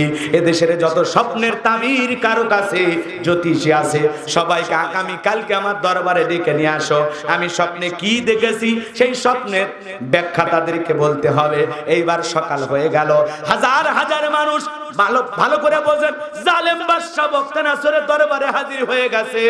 এইবার জালেম বাদশা বুখতিনাসর যখন স্বপ্নের কথা বলতে যাবে, আল্লাহ রাব্বুল আলামিন তখন জালেম বাদশা বুখতিনাসরের মাথার মেমোরির মধ্যে ভাইরাস ঢোকা দিয়া ওই কথাগুলো নিয়ে পয়গম্বর দানিয়েল সালামের মাথার মেমোরিতে সেভ করে দিয়েছেন। বলুন সুবহানাল্লাহ। এইবার যখন বাদশা তার স্বপ্নের কথা বলতে যাবে, জনগণের সামনে বলতে যাবে, আমি গতকাল রাতে স্বপ্নে কি যেন দেখলাম, স্বপ্নের কথা ভুলে গেলেন, ভোলায়া দিলেন কে? আরো জোরে বলেন কে? আল্লাহ রাব্বুল আলামিন স্বপ্নের কথা ভুলায়া দিলেন। এইবার জালেম বাদশা মুহূর্তের মধ্যে কথার পরিবর্তন করলেন, আর ডেকে বলে, শোনো, গতকাল রাতে স্বপ্নে কি দেখেছি, এই স্বপ্নের কথাও বলতে হবে, এই স্বপ্নের ব্যাখ্যা কি হবে, দুইটাই তোমাদেরকে বলতে হবে। জনগণ ডেকে বলে, বাদশাহ তো পাগলামি কথা, স্বপ্ন আপনি দেখেছেন, আমরা কিভাবে জানি? বাদশা স্বপ্নে কি দেখেছে জনগণ জানে? এটা বলা সম্ভব? ভালো করে বোঝেন, আপনি আমি ভালো করে বোঝেন। আমরা স্বামী স্ত্রী কি খাটে ঘুমায় বলেন তো বাজান? আপনার স্ত্রী ঘুমের ঘরে আপনাকে বাদ দিয়া আর একটা ছেলেকে নিয়ে সাফাই শহরে ঘোরাঘুরি করতেছে, আপনি যদি টের পাইতেন বউকে কি আদর করতেন? পিটান শুরু করতেন না? কিন্তু আপনার বউ স্বপ্নে যে আর একটা ছেলেকে নিয়ে ঘরে আপনি টের পান। আবার আপনি আপনার স্ত্রীকে নিয়ে ঘুমাচ্ছেন, ঘুমের ঘরে আপনি আপনার বউকে বাদ দিয়া অন্য আর একটা নারী নিয়ে বান্ধবী নিয়ে ফুচকা খাওয়ার জন্য গেছেন। কথা করে দেখেন, এ রাগ করতেছেন আপনারা? খাবার ভিডিও দেখে যুবকেরা পাগল হয়, আছে না? এ কথা কর না কেন? এই যে বাংলাদেশেও কিছু কিছু মানুষ আস্ত একটা খাসি নিয়ে বসে আর ভিডিও করে। দেখেন আমি পুরো খাসির গোশত খাইতেছি, 200 পিস ডিম নিয়ে বসে খাওয়ার ভিডিও বাইনে, ভিডিও ভাইরাল। আসলে কি খাবার খায় না, সব ফেলায় দেয়? একটা মানুষের পক্ষে কি এত খাবার খাওয়া সম্ভব? কোরিয়া, চায়না, বিভিন্ন দেশের মানুষ এই ফুড নিয়ে, খাবার নিয়ে, খাবারের ভিডিও বানায়, কোটি কোটি টাকার মালিক। কথা কয় না? কথা কয়? রাগ করতেছেন আপনারা মনে হয় না? আমার কথা কি বিরক্ত হয়েছেন? এই খাবারের ভিডিও বানাইয়া তারা কোটি কোটি টাকার মালিক হয়ে যাচ্ছে। আজকের যুবকেরা এগুলো ভিডিও দেখে মনে করতেছে আমরাও মনে হয় খাইতে পারবো। ওরা ভিডিও করতেছে খাওয়ার সময় এরকম রান খাইতেছে, ভিডিও করছে, কিন্তু পরে আবার এটা মুখ নিয়ে ফেলে দেয়, এইটা আবার তোলে না, ওইটা এডিট করে কেটে দিয়েছে। কথা কথা ঠিক কিনা? একটা ছেলে আবার ক্ষমাও চাইছে যারা এগুলো খাবারের ভিডিও বানায়। ও বলতেছে আমি আসলে এই যে খাবার অপচয় করেছি। বলেন তো খাবার কি অপচয় করা যাবে? জোরে বলেন, অপচয় করা যাবে? আপনি যতটুকু খাইতে পারবেন ততটুকু খাবার খাবেন, খাবার অপচয় করা যাবে? অপচয় করা যাবে না। মাঙ্গাসা ফালাইসা মিন্নি, আল্লাহ রাসূল বলেছেন যারা প্রতারণা করে, ধোঁকা দেয়, এরা আমার উম্মত নয়। কথা বলেন ঠিক কিনা? আজকে মানুষকে বোকা বানানো হচ্ছে যে আমি আস্ত একটা খাসি খাইলাম, আস্ত 2টা মুরগি খাইলাম, আমি 200 পিস ডিম খাইলাম। আসলে খায় না সব ফেলায় দেয়। এগুলো ভিডিও বানায়, ভিউ হইতেছে, কোটি কোটি টাকা ইনকাম হইতেছে, আর আমাদেরকে বোকা বানাচ্ছে। এই যে বোকা বানাইয়া প্রতারণা করে যে টাকা ইনকাম করতেছে, এই যে খাবারগুলো অপচয় করতেছে, এই ব্যাপারে আল্লাহর কাছে জবাব দিতে হবে। কথা বলে ঠিক কিনা? আজকে বাংলাদেশ এমন একটা দেশ হয়ে গেছে, বাচ্চাদের জন্য যদি কেউ সুজিও তৈরি করে, ওইটাও মা বোনেরা ভিডিও। হ্যালো গাইস, এখন আমি আমার মেয়ের জন্য একটু সুজি বানাইতেছি, আপনারা দেখেন কিভাবে বানাইতে হবে। প্রথমে একটু পানি দিলাম, এরপরে চিনি দিলাম, একটু সুজি দিলাম, এইবার নাড়তেছি, বাদাম দিলাম, কিশমিশ দিলাম। কথা কয় না? এগুলো দেখে পাবলিক পাগল এরকম আছে না? না। এরপরে একটা হোটেলে যায়, বলতেছে আজকের এই হোটেলের খাবার এত সুন্দর খাবার আমি জীবনে কোনোদিন খাইনি। কথা কয় না? আরে ভাই, হোটেলের খাবার ভালো লাগছে, আলহামদুলিল্লাহ, ঠিক আছে, কিন্তু বলে এমন সুস্বাদু খাবার আমি জীবনেও খাইনি, মানে জান্নাতি খাবার ওই হোটেলে বিক্রি হয়। এরকম আছে না? নাই। খবরদার প্রতারণা করবেন। আল্লাহ রাসূল মদিনায় দেখলেন বিশাল একটা খেজুরের স্তূপ। এইবার খেজুরের স্তূপের ভিতরে নবীজি হাত ঢুকায়া দিলেন, ভিতর থেকে হাতটা বের করে দেখেন ভিতরের খেজুরগুলো ভিজে। কথা কয় না কেন? ওপরের খেজুরগুলো শুকনো আর ভিতরের গুলো কি ভিজা। রাসূল তখন বললেন কি ব্যাপার, তুমি এটা কেন করছো? সাহাবী ডেকে বলে নবী গো, একটু বৃষ্টি হয়েছিল তো এই জন্য। আল্লাহ রাসূল বলতেছে না, আজকে মদিনার আকাশে বৃষ্টি হয় নাই, তুমি আমার উম্মতের সাথে প্রতারণা করতেছো। মনে রাখবা, যারা আমার উম্মতের সাথে প্রতারণা করে, উম্মতকে ধোঁকা দেয়, তারা আমার দলভুক্ত নয়। কথা বলে ঠিক কিনা? আপনি খাবারের ভিডিও বানান, আপত্তি নাই, কিন্তু মনে রাখবেন যেটুকু খাইতে পারবেন সেটুকুই পাবলিককে দেখাবেন। আপনার পেটের ভিতরে আটবে 1-1.5 কেজি খাবার, আর আপনি 20 কেজি খাবার নিয়ে বসেন, পেটে কি ধরবে না ফেটে যাবে? কথা নাকি আপনারা? এগুলো খাবারের ভিডিও দেখে মানুষ কয় বাপ রে বাপ, আমিও রিস্ক নেই। রাগ করতেছেন মনে হয়? চলেন বাজান সামনের দিকে যাই, মন খারাপ করবেন না, কষ্ট পাচ্ছেন। তাহলে ঘুমের ঘরে আপনি আপনার বউকে বাদ দিয়া অন্য আর একটা নারীরে নিয়া ফুচকা খাইতেছেন চাপায়ে। এটা যদি বউটের পাইতো আপনারে কি ঘুমাইতে দিত? জোরে বলেন দিত? তার মানে স্বামী কি স্বপ্ন দেখে স্ত্রী জানে না, স্ত্রী কি স্বপ্ন দেখে স্বামী জানে না। কথা বলে ঠিক কিনা? আমরা স্বপ্নে দেখি সাপ তারা করতেছে, ঘুম থেকে উঠলে কি সাপ খুঁজে পাওয়া যায়? স্বপ্নে দেখি আগুন লাগছে, জাগ্রত হলে কি আগুন দেখা যায়? জোরে বলেন দেখা যায়। গরিব মানুষ টিনের বেড়াওয়ালা বাড়িতে ঘুমায়, ঘুমের ঘরে স্বপ্ন দেখে বাপরে বাপ আম বিক্রি করতে করতে, আমের ব্যবসা বাণিজ্য করতে করতে এত টাকার মালিক হয়ে গেছে, চাঁপাইনবাবগঞ্জ শহরে 5 তলা বাড়ি বানাইছে, চাকর চাকরানির অভাব নাই। ঘুমের ঘরে ডেকে বলে এক কাপ চা দিয়ে যা, থাপ্পড় মাইরে দেখে সেই সিঁড়ে খেতায়। বিল্ডিং কি আর খুঁজে পাওয়া যায়? কথা কি বোঝেন? এই জন্য স্বপ্ন স্বপ্নই, স্বপ্ন বাস্তব হয় না। কত যুবক আছে নায়িকাদের ছবি ঘরের ভিতরে ঝুলানো আছে, ঘুমানোর আগে এক নজর দেখে, আরে এরে যদি পাইতাম, জীবনে বউ বানাইতে পারলে জীবনটা ধন্য হয়ে যেত। ঘুমের ঘরে দেখে ওই নায়িকা ওর বুকের ওপর। এরকম আছে না নাই? তার মানে স্বপ্ন স্বপ্ন স্বপ্ন কোনোদিন বাস্তব হয়? তাহলে আপনি কি স্বপ্ন দেখেন আপনার বউ জানে? আপনি কি স্বপ্ন দেখেন আপনার বউ জানে? আপনার বউ কি স্বপ্ন দেখে আপনি কি জানেন? তার মানে স্বপ্ন স্বপ্নই, কথা বলেন ঠিক কি না? ভালো করে বোঝেন বাজান। হযরত আলী, ভালো করে বুঝবেন, মসজিদে নববীতে ফজরের নামাজের পরে এক মহিলা খেজুর নিয়ে আসলেন। হযরত ওমর খেজুরগুলো বিতরণ করে দিতেছেন। একটা খেজুর নিয়ে হযরত ওমর হযরত আলীর মুখের ভিতরে ঢুকায় দিলেন। সুবহানাল্লাহ বলেন। এইবার হযরত আলী ডেকে বলে, ও খলিফাতুল মুসলিমিন, আমিরুল মুমিনিন, অনেককে আপনি খেজুর দিলেন 2টা করে, বেশি বেশি খেজুর দিলেন, আমাকে একটা কেন দিলেন?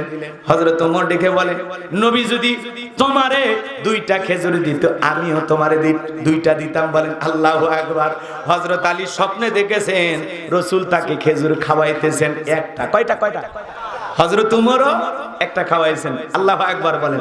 হযরত আলী স্বপ্ন দেখেছেন, হযরত ওমর টের পাইছেন। সুবহানাল্লাহ বলেন। সেই সাহাবায়ে কিরামদের স্বপ্ন সত্যি, কথা বলে ঠিক কি না? কিন্তু আমাদের যে ভুল ভাল স্বপ্ন, আমরা কি এত ভালো স্বপ্ন দেখি? তো যাই হোক বাজান, সামনের দিকে যায়। বাদশা ডেকে বলে, আমি স্বপ্নে কি দেখেছি স্বপ্নের কথাও তোমাদেরকে বলতে হবে, স্বপ্নের ব্যাখ্যাও তোমাদেরকে বলতে হবে। জনগণ ডেকে বলে, বাদশা এ তো পাগলামি কথা, আপনি স্বপ্নের কথা বলবেন, আমরা স্বপ্নের ব্যাখ্যা বলবো। আমরা স্বপ্নের তাবির কারক, আমরা ব্যাখ্যা বলতে পারি, আপনার স্বপ্নের কথা বলতে পারি না। বাদশা ডেকে বলে, কেন? তোমরা নাকি গায়েব জানো? কি জানো? কথা কয় না গায়ে? গায়েবের দাবিদার আমাদের সমাজে আছে না নাই? মনে রাখবেন, যদি কেউ বলে আমি গায়েব জানি, ওটা ভণ্ড ছাড়া কিছুই না। ওরে অন্ধকার রুমের ভিতরে নিয়ে যাবেন, আসাতারে পিটাইবেন, পিটাইয়া ওরে বলবেন গায়েবী মার দিলাম, খবরদার কারো কাছে বলবি না, বললে ধ্বংস হয়ে যাবে। আল্লাহ ছাড়া দুনিয়ার কেউ গায়েব জানে? যারা বলবে আমরা গায়েব জানি, এরা ভণ্ড ছাড়া কিছু না। ঠিক আছে? সেটা পীর হোক আর যেমন মানুষই হোক, খবর তার এগুলো বিশ্বাস করা যাবে না। গায়েবের কথা এদিকে বলতে গেলে আবার লম্বা হবে, আমার এত সময় হাতে নাই, কষ্ট হচ্ছে আপনাদের, তাই না? লিল্লাহে তাকবীর। তাহলে বলেন তো, আল্লাহ ছাড়া দুনিয়ার কার কাছে গায়েবের ইলম আছে? গায়েবের ইলম কার কাছে? কোন সাধু বাবা, লালা বাবা, কালা বাবা, ধলা বাবা, ওই সোয়াটালা বাবা, জটালা বাবা, কারো কাছে গায়েব নাই। গায়েবের ইলম কার কাছে? এমন কি দুনিয়ার কোন নবী রাসূল গায়েব জানতো? আল্লাহ যতটুকু জানায়া দিতেন, নবীরা ততটুকুই জানতো। কথা বলেন ঠিক কিনা? সামনের দিকে যাই, লম্বা হবে, লম্বা করতে পারবো না। এদিকে বললে আর 2-4-10 মিনিট বলা যায়, আপনাদেরও ভালো লাগতো, কিন্তু এত সময় তো হাতে নাই। সংক্ষিপ্ত করে একটু বলে দিয়ে যাই বাজান গো আমার। এইবার বাদশা ডেকে বলে, শোনো, আমি 7 দিনের আলটিমেটাম দিলাম, এই 7 দিনের মধ্যে স্বপ্নে কি দেখেছি সেই কথাও তোমাদের বলতে হবে, স্বপ্নের ব্যাখ্যাও বলতে হবে, না হলে 7 দিন পরে ফাঁসিতে ঝোলায়া মারবো। বলেন তো, জনগণের কি কোনো অপরাধ আছে? কিন্তু জালেমদের কাছে তো অপরাধ করা লাগে না। কথা বলে না কেন? ওরা রাতকে দিন বানাইতে পারে, দিনকে রাত বানাইতে পারে। ওরা অপরাধীদের ছেড়ে দেয়, নিরপরাধ মানুষকে জুলুম করে বিদায় করে। কথা বলে ঠিক কি না? ভালো করে বোঝেন। একটু সামনের দিকে যাই বাজান। জনগণ টেনশনে পড়ে গেল, বাদশা গো এত পাগলামি কথা। এইবার জনগণ চলে গেল, বাদশাও নিজের রুমে চলে গেল, জেলার জেলখানা দিয়ে ঘুরতেছে আর টেনশনে পড়ে গেছে। নবী দানিয়াল দেখে বলে, শোনো, জেলার তোমার চেহারার মধ্যে চিন্তার ছাপ দেখা যায়, কি ব্যাপার, কি টেনশনে আছো? জেলার ডেকে বলে, কি বলবো আপনি বলেন। আমাদের বাদশা গতকাল রাতে কি জানো স্বপ্নে দেখেছে, স্বপ্নের ব্যাখ্যা স্বপ্নের কথা বলতে যাবে আর স্বপ্নের কথা বাদশা ভুলে গেছে। এইবার জনগণ জনকে ডেকে বলেছে স্বপ্নে বাদশা কি দেখেছে সেই কথাও তাদেরকে বলতে হবে, স্বপ্নের ব্যাখ্যাও বলতে হবে, না হলে এদেশের যত স্বপ্নের তাবির কারক আছে সবাইকে বাদশা ফাঁসি দিয়ে মারবে। নবী দানিয়াল ডেকে বলে জেলাদ তোমার বাদশা স্বপ্নে কি দেখেছে সেই কথাও আমার জানা আছে, এই স্বপ্নের ব্যাখ্যাটা কি হবে দুইটাই আমার কাছে জানা আছে। বলেন আল্লাহু আকবার। এই কথা শোনার পর জেলার মারছে দৌড় যায়, বলে ও বাদশা জেলখানে একটা আসামি আছে, সে আপনার স্বপ্নের কথাও জানে স্বপ্নের ব্যাখ্যাও জানে। এইবার জেলারের কথা শুই না বাদশা ডেকে বলে ওই বাজান কই বাজানকে আমার কাছে নিয়ে আসো। খেলার নাম বাবাজি কই বাজানকে আমার কাছে নিয়ে আসো। এইবার জেলার যায় বলে ও দানিয়াল চলো বাদশা তোমারে ডাকতেছে। নবী দানিয়াল ডেকে বলে শোনো জেলার যদি আমাকে নিতে চাও আমি একা বের হব না, আমার সঙ্গে আমার ৭০,০০০ লোককে গ্রেফতার করা হয়েছে, একে একে ওদেরকে জেলখানা থেকে বের করে দিতে হবে, তারপরে আমি জেলখানা থেকে বের হব। বলেন আল্লাহু আকবার। নবীরা হলো পৃথিবীর আদর্শ নেতা। নেতা কারে বলে যার তার পিছনে স্লোগান দিয়ে লাভ নাই। আল্লাহু আকবার কোন। ওই বল্টু ভাইয়ের চরিত্র ফুলের মতো পবিত্র, নামাজ পড়ে ১ ওয়াক্ত, গাঁজা খায় ৫ ওয়াক্ত, ঘুমসুরিতে ফাঁকা ভক্ত, শয়তানের ১ নাম্বার ভক্ত, হুজুরদের জন্য খুবই শক্ত, চুষা খায় গরিবের রক্ত। কথা বলেন ঠিক কি না? কয় নেতা পাইছি একখান, ট্যাবলেট ভাই আছে যেখানে আমরা আছি সেখানে, ট্যাবলেট ভাই গেছে কবরে তোমরা কেন ওপরে? কথা কয় না যাত্রার পিছনে স্লোগান দেওয়া যাবে না।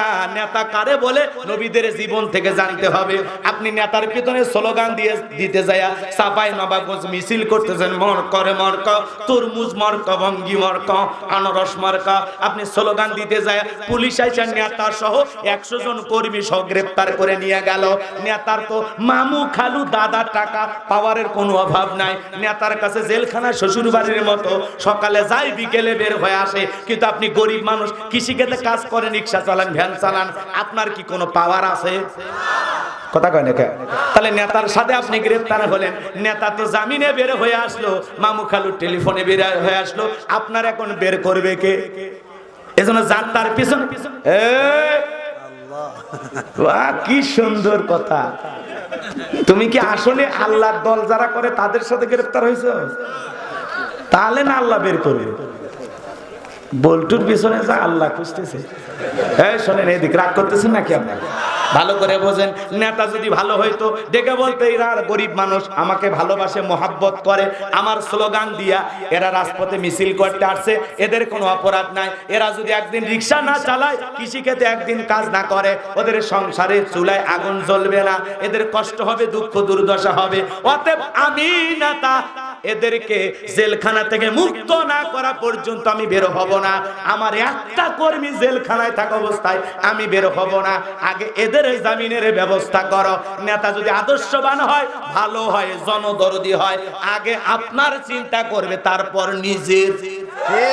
এজন্য আপনি সেই নেতার জন্য জীবন দিতে রাজি হন যে নেতা আপনার দুঃখের দিনে আপনার পাশে দাঁড়াবে, যে নেতা আপনার সুখে হাসে আপনার দুঃখে কাঁদে, আপনার সুখে হাসে আপনার দুঃখে কাঁদে, আপনি বিপদে পড়লে আপনার বউ বাচ্চার পাশে দাঁড়াবে, আপনার ছেলে মেয়ের খরচ চালাবে।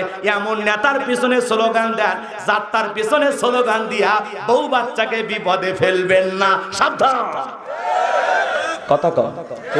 সেই নেতার পিছনে হাঁটবেন যে আপনি বিপদে পড়লে যেন আপনার পরিবারের পাশে দাঁড়ায়, আপনার স্ত্রীকে সহযোগিতা করে টাকা পয়সা দিয়া, আপনার ছেলে মেয়ের পড়াশোনার খরচ চালায়। আপনি যদি 5 বছর বিপদেও থাকেন, এই 5 বছর আপনি নিশ্চিন্তে থাকতে পারবেন, কারণ আপনি এমন এক নেতার অনুসারী যে নেতা আপনার পরিবারকে নিজের পরিবারের মতো দেখে রাখবে।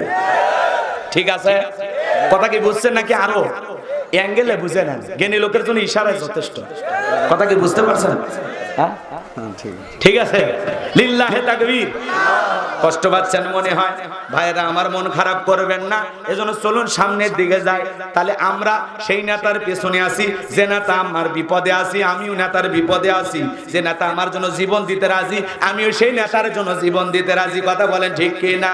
চলেন সামনের দিকে যাই। এইবার জেলার দৌড় মারছে বাদশার কাছে, ডেকে বলে বাদশা জেলখানায় যে আপনার স্বপ্নের কথা জানে, স্বপ্নের ব্যাখ্যা জানে, তার একটা শর্ত আছে, তার হাজার লোককে গ্রেফতার করা হয়েছে, তাদেরকে জেলখানা থেকে আগে বের করে দিতে হবে, তারপরে সে বের হবে। এইবার জালেম বাদশা বখতে নাসর ডেকে বলে, ওই বাজান যদি বলে এই জেলখানা কেন, তাম পৃথিবীর জেলখানার আসামি ছেড়ে দিতে রাজি, বাজান যা বলে তুমি তাই করো। বলেন আল্লাহু আকবার। এবার একে একে পয়গম্বরের সকল উম্মতকে জেলখানা থেকে মুক্ত করে দেওয়া হলো। বলেন আল্লাহু আকবার। সবার শেষে নবী দানিয়েল আলাইহিস সালাম জেলখানা থেকে মুক্ত হইয়া, এইবার বাজান গো আমার, জেলখানা থেকে মুক্ত হইয়া জালেম বাদশার দরবারে প্রবেশ করবে। কিন্তু এই দরবারে ঢোকার সিস্টেম হলো জালেম বাদশার কাছে মাথা নত করে, সিজদার মতো মাথা নত করে ঢুকতে হয়। কিন্তু বলেন তো বাজান, নবী মানুষ কি কোনো জালেমের কাছে মাথা নত করতে পারে? ইমানদার কি কোনো মাজারে সিজদা দিতে পারে? কোন পীরের পায়ে সিজদা দিতে পারে? কোন নেতার পায়ে সিজদা দিতে পারে? এই মাথা আল্লাহর ঘর মসজিদ ছাড়া দুনিয়ার কোন জালেমের কাছে নত করা যাবে না। কথা কি ক্লিয়ার? সামনের দিকে যায়। এইবার নবী দানিয়েল আলাইহিস সালাম দেহটাকে আটো সাটো করে, মাথাটাকে উঁচু করে, কৌশল করে এইবার জালেম বাদশা বখতে নাসরের দরবারে প্রবেশ করলেন। এমন দৃশ্য দেখার পর বাদশা বখতে নাসর ডেকে বলে, যত মানুষ আমার দরবারে প্রবেশ করে সবাই মাথা নত করে প্রবেশ করে, তুমি কেন মাথা নত করলা না? নবী দানিয়েল ডেকে বলে, আপনার স্বপ্নের কথা যে আমার মাথার মেমোরির মধ্যে সেভ করে দিয়েছে, তার কথা হলো তাকে ছাড়া অন্য কারো কাছে মাথা নত করা যাবে না। আর যদি আমি মাথা নত করতাম, সে যদি স্বপ্নের কথা আপনার মতো ভোলায় দিত, আপনি আমাকেও মারতেন, নিজেও টেনশনে মরতেন। তখন ডেকে বলে, বাজান যা করেছো তুমি ঠিক করেছো, আসলেই তোমার বুদ্ধি আছে, নবীদের বুদ্ধি না থাকে কি পারে? আল্লাহু আকবার বলেন। নবীদেরকে জ্ঞানী বানিয়েছেন কে? এই এবার জালেম বাদশা বখতে নাসর নিজের চেয়ার থেকে উঠলেন আর নবী দানিয়েল আলাইহিস সালামকে ধইরা তার চেয়ারের মধ্যে বসায়া দিলেন। বলেন আল্লাহু আকবার। তাহলে জালেমের বন্দিশালা থেকে, জেলখানা থেকে মুক্ত করে বাদশাহীর চেয়ারে বসায়া দেন কে? সে আল্লাহ আজও আছে না নাই? খালি একটু বয়স বাড়ছে, নাউজুবিল্লাহ কোন। সে আল্লাহ আজও আছে না নাই? যে আল্লাহ জালেম বাদশা বখতে নাসরের জেলখানা থেকে নবী দানিয়েল আলাইহিস সালামকে চেয়ারে বসায় দিলেন, সে আল্লাহ আজও আছে না নাই? এইবার চেয়ারে বসার পর জালেম বাদশা দেখে বলে, বাবা স্বপ্নে কি দেখেছি তাড়াতাড়ি করে তুমি বলো, বাকি ঘটনাটাকে আপনারা শুনবেন। বাদশা স্বপ্নে কি দেখেছে কারা কারা শুনবেন একটু হাত তোলেন। লিল্লাহি তাকবীর, লিল্লাহি তাকবীর, লিল্লাহি তাকবীর। তাহলে আল্লাহ পাক কি বলেন? তাবারাকাল্লাযী বিয়াদিহিল মুলকু ওয়া হুয়া আলা কুল্লি শাইইন কাদির। মহামান্বিত সেই সত্তা যার হাতে সর্বময় কর্তৃত্ব, রাজত্ব পাওয়ার ক্ষমতা, তিনি হলেন সর্ববিষয়ে শক্তিবান। তাহলে সকল ক্ষমতার একমাত্র মালিক কে? আরো জোরে বলেন কে? ভালো করে বোঝার চেষ্টা করবেন বাজার। আমি আপনাদের উদ্দেশ্যে 2টা আয়াত কারিমা তেলাওয়াত করেছি, কথা বাকি আছে 3টা। জোরে বলেন কয়টা? আরো জোরে বলেন কয়টা? 1 নাম্বার হলো হযরত আলী কি দোয়া পড়েছেন, আর 2 নাম্বার হলো হযরত আলী আর আমরের মুখোমুখি কি ঘটনা ঘটে। কথা বলেন না কেন? আর এই জালেম বাদশার স্বপ্নে কি দেখেছে, 3টা কথা আমি বলবো ইনশাআল্লাহ। কিন্তু আর একটা আয়াত কারিমা তেলাওয়াত করেছি, সেই আয়াতের আলোচনা হওয়ার দরকার আছে না নাই? 10টা মিনিট আমি আপনাদের কাছে চাই, একটা মানুষও ওঠা বসা করবেন না। 2-1জন ওঠা বসা করছেন, আমি কিছু মনে করি নাই, কিন্তু আপনারা যেহেতু নিজেরাই বলছেন 1টা পর্যন্ত থাকবেন না ইনশাআল্লাহ। আমার সময় শেষ, এখন আপনাদের বোনাস টাইম শুরু। এবার দিলটা একটু নরম করেন। নরম করবেন তো? আচ্ছা, কি এখানে ফজর পড়বেন? বেটা লিল্লাহি তাকবীর। ইমানে শক্তি আছে। চলেন 2 নাম্বার আয়াতে কারিমা আল্লাহ পাক কি বলেন? আল্লাযী খলাকাল মাউতা ওয়াল হায়াতা লিয়াবলুয়াকুম আইয়ুকুম আহসানু আমালা ওয়া হুয়াল আজিজুল গফুর। আরো জোরে বলেন আল্লাহু আকবার। এ যুবকদের পায়ে হাত দিয়ে অনুরোধ করে বলি, 10টা মিনিট শুনে যাও, জীবন পরিবর্তন হয়ে যাবে। ওয়াজ বেশি সময় করা লাগবে না। যুবকেরা তোমরা রেডি হও, যে যুবকেরা কান্না করার জন্য চাইছিল, কথা বল না কেন? 10টা মিনিট দিল নরম করার জন্য বয়ান করব, কষ্ট হবে আপনাদের? 10টা মিনিট দয়া করে আমার দিকে তাকাবেন, তাহলে দেখবেন এমনি আপনার ভিতরে আবেগ কাজ করবে। কোরআন দিয়ে আপনাদেরকে বোঝানোর জন্য বলতেছি বাজান, 1 নাম্বার ভালো করে বোঝেন। আল্লাহ রাব্বুল আলামিন বলেন, আল্লাযী খালাকাল মাউতা ওয়াল হায়াতা লিয়াবলুয়াকুম আইয়ুকুম আহসানু আমালা ওয়া হুয়াল আজিজুল গফুর। আল্লাহ রাব্বুল আলামিন ডেকে বলেন, আল্লাযী খালাকাল মাউতা ওয়াল হায়াতা, যিনি সৃষ্টি করেছেন মৃত্যু আর জীবন। আল্লাহ পাক সর্বপ্রথম কিসের কথা বললেন? মৃত্যুর কথা বললেন। আল্লাহ বলেন, আল্লাযী খালাকাল মাউতা ওয়াল হায়াতা, যিনি সৃষ্টি করেছেন মৃত্যু আর জীবন। এর মাধ্যমে আল্লাহ রাব্বুল আলামিন বলেন, লিয়াবলুয়াকুম আইয়ুকুম আহসানু আমালা, আমি আল্লাহ দেখব আমলের দিক দিয়ে কার আমল কত বেশি সুন্দর, কার আমল কত বেশি উত্তম। আল্লাহ পরীক্ষা করে দেখবেন আমলের দিক দিয়ে কার আমল কত বেশি ভালো। কথা বলেন ঠিক কি না?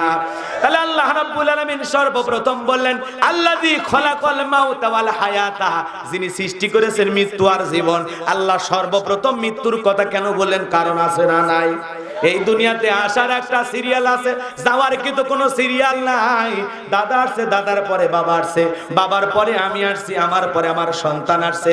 কিন্তু যাওয়ার বেলায় দাদার আগে নাতি চলে যায়, নাতির আমার ভাইয়েরা বাপের আগে ছেলে চলে যায়, বাবার কাঁধে সন্তানের লাশ। এ হলো পৃথিবীর সব চাইতে ভারী বোঝা। এই যে আল্লামা তারিক জামিল পাকিস্তানের লেখক, আরে তার বড় ছেলেটা মারা গেছে, জানাজা পড়তে এসে রজনী চোখের পানি ছেড়ে দিয়া কাঁদলেন কাঁদলেন কাঁদলেন। আর তিনি বললেন, একজন বাবার কাছে সন্তানের মৃত্যুর চাইতে কষ্ট আর কিছু হতে পারে না। এই জন্য দুনিয়ার সব চাইতে ভারী বোঝা বাবার কাঁধে সন্তানের লাশ। আল্লামা তারিক জামিল ভালো একজন লেখক বাজান, পাকিস্তানের অনেক বড় বিখ্যাত একজন আলেমে দ্বীন। আল্লামা তারিক জামিলের জন্য আমরা দোয়া করব, আল্লাহ পাক তাকে সুস্থতার সহিত নেখায়াত দান করুন। তার ছেলেকে হারিয়েছেন, আল্লাহ সবর করার তৌফিক দান করুন। জোরে বলুন আমিন। আল্লাযী খালাকাল মাউতা ওয়াল হায়াতা, যিনি সৃষ্টি করেছেন মৃত্যু আর জীবন। এ যুবকেরা, হৃদয়ের কান পেতে কথাগুলো শুনে যাও। আল্লাহ সর্বপ্রথম মৃত্যুর কথা বললো। যুবকরে, কার কখন মৃত্যু হবে আমরা কেউ জানি না। কুল্লু নাফসিন যায়িকাতুল মাউত, প্রত্যেক প্রাণীকে মৃত্যুর স্বাদ গ্রহণ করা লাগবে। এই স্বাদ হলো 2 প্রকারের। এদিক খেয়াল করো রে যুবক, নিম পাতা খাইলে কেমন লাগে? জোরে জোরে জোরে। নিম পাতা খাইলে তিতা লাগে, মিষ্টি খাইলে কেমন লাগে? মিঠা লাগে। মৃত্যুটা হলো 2 প্রকার, এক ধরনের মৃত্যু মিঠা, আর এক ধরনের মৃত্যু হলো তিতা। ভালো করে বোঝার চেষ্টা করবা।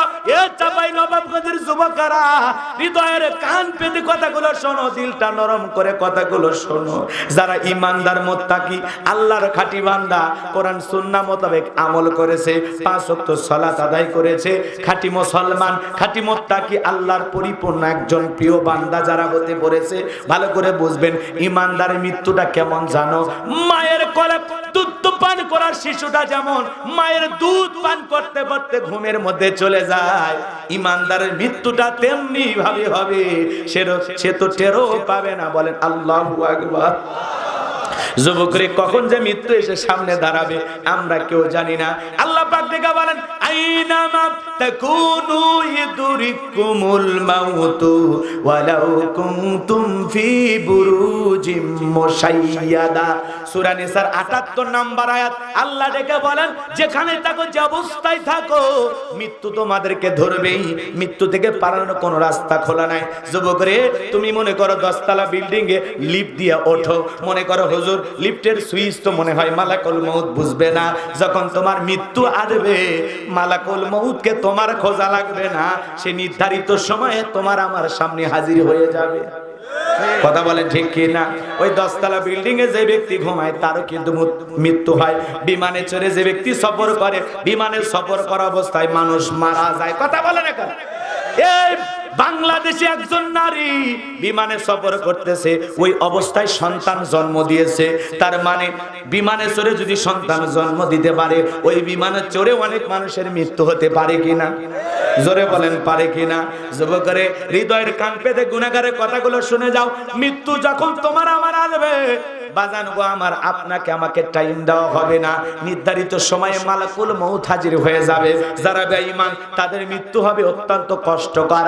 পা থেকে মাথা পর্যন্ত, পায়ের গোড়ালি থেকে চুলের গোড়ালি পর্যন্ত রুহটা ছটফট করবে। দেখেন না চোখগুলো বড় বড় করে, পেশাব পায়খানা পর্যন্ত করে দেয়। কত মানুষ মরার 6 মাস আগে জবানটা বন্ধ হয়ে যায়, ছেলে মেয়ে শরবত গুইলা মুখের ভিতরে ঢুকে দেয়, গালসি বেয়ে বেয়ে পড়ে যায়, খাবারও শক্তি থাকে না। বাজান গো আমার, কে কিভাবে চলে যাবে আমরা কেউ জানি না।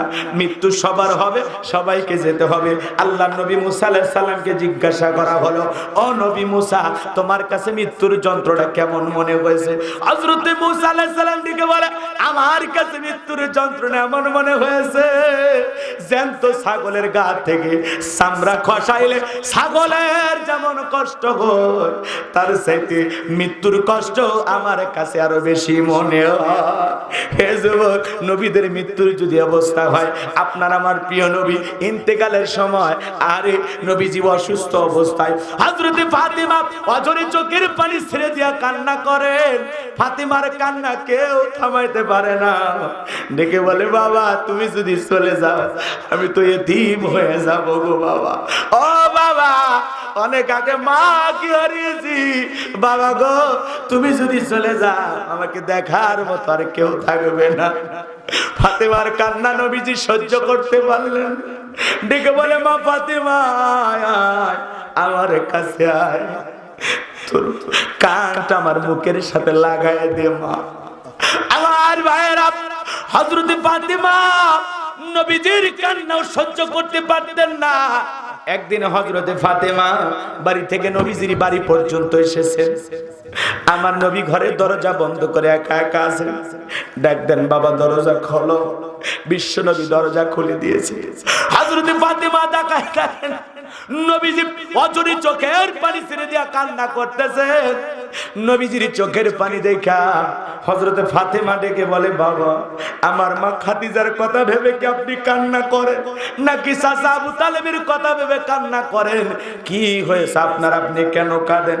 বিশ্ব নবী চোখের পানি ছেড়ে দিয়া কাঁদে আর ডেকে বলে, ও মা ফাতিমা, আমি তোর মা খাদিজার কথা ভেবে কান্দি না, আমি আমার চাচা আবু তালেবের কথা ভেবে কান্দি না, আমি কান্না করি কারণ হলো মা আমাকে যখন মেরাজ করতে জিবরাইল নিয়ে গেল, মা জান্নাতের ভিতরে যখন প্রবেশ করানো হলো, জান্নাত আল্লাহ এত নিয়ামত দিয়ে সাজাইছে, জান্নাত দেখে দিলটা হয়ে গেল খুশি। আল্লাহর কাছে দোয়া করলাম বেশি বেশি আমার গুনাহগার উম্মত যেন হয় জান্নাতবাসী। বলুন সুবহানাল্লাহ। ও মা, জান্নাত দেখে আমার দিলটা ভরে গেল। এরপরে জিবরাইল যখন ডেকে বলে, নবী গো জান্নাত তো আপনাকে দেখানো হলো, এইবার চলেন নবী আপনাকে একটু জাহান্নামটা ঘুরে দেখায়। ও মা, জাহান্নামের ভিতরে আমাকে যখন প্রবেশ করানো হলো মা, আমি তাকায়া দেখলাম জাহান্নামের ভিতরে পুরুষের চাইতে নারীদের সংখ্যাই হলো অনেক বেশি। ও মা, আমি তাকায়া দেখলাম এক ধরনের নারীদের চুলের মুঠিগুলো আসমানের দিকে তুলে ধরা হয়েছে, পা থেকে মাথা পর্যন্ত জাহান্নামের আগুন দাও দাও করে জ্বলতেছে। মা, আমি একবার তাকাইয়া আর তাকাইতে পারলাম না। ওদের চিৎকারে মনে হয় আসমান জমিন ভেঙে পড়বে। গরম পানি যেরকম থকবক থকবক করে মা, দেহটা জাহান্নামের আগুনে পড়তেছে আর থকবক থকবক করতেছে। ওদের চিৎকারে শুনে 1 সেকেন্ডের জন্য আযাব বন্ধ করা হচ্ছে না। আমি ওদের আযাব দেখে আর সহ্য করতে পারলাম না।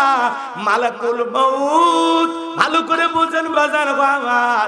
তখন আমি জিবরাইলকে ডেকে বললাম, ও ভাই জিবরাইল, এই সমস্ত নারীদের অপরাধ কি কারণে তাদেরকে শাস্তি দেওয়া হচ্ছে?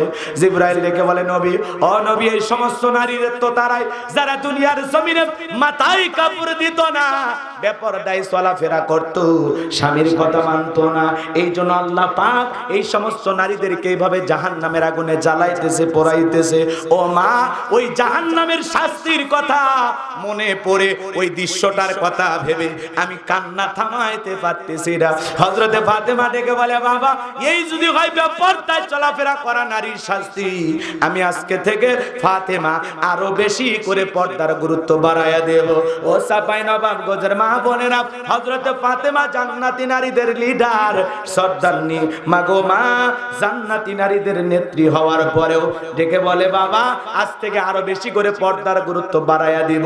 জাহান্নামী নারীদের শাস্তির কথা শুনে হযরত ফাতেমা যদি পর্দার গুরুত্ব বাড়াইতে চায়, মা ও মা ও মা তোমাদের অনুরোধ করে যাই মা, বেপর্দায় চলাফেরা করা যাবে না মা, শপথ গ্রহণ করো মা, জীবনে কোনোদিন আর বেপর্দায় চলবা না।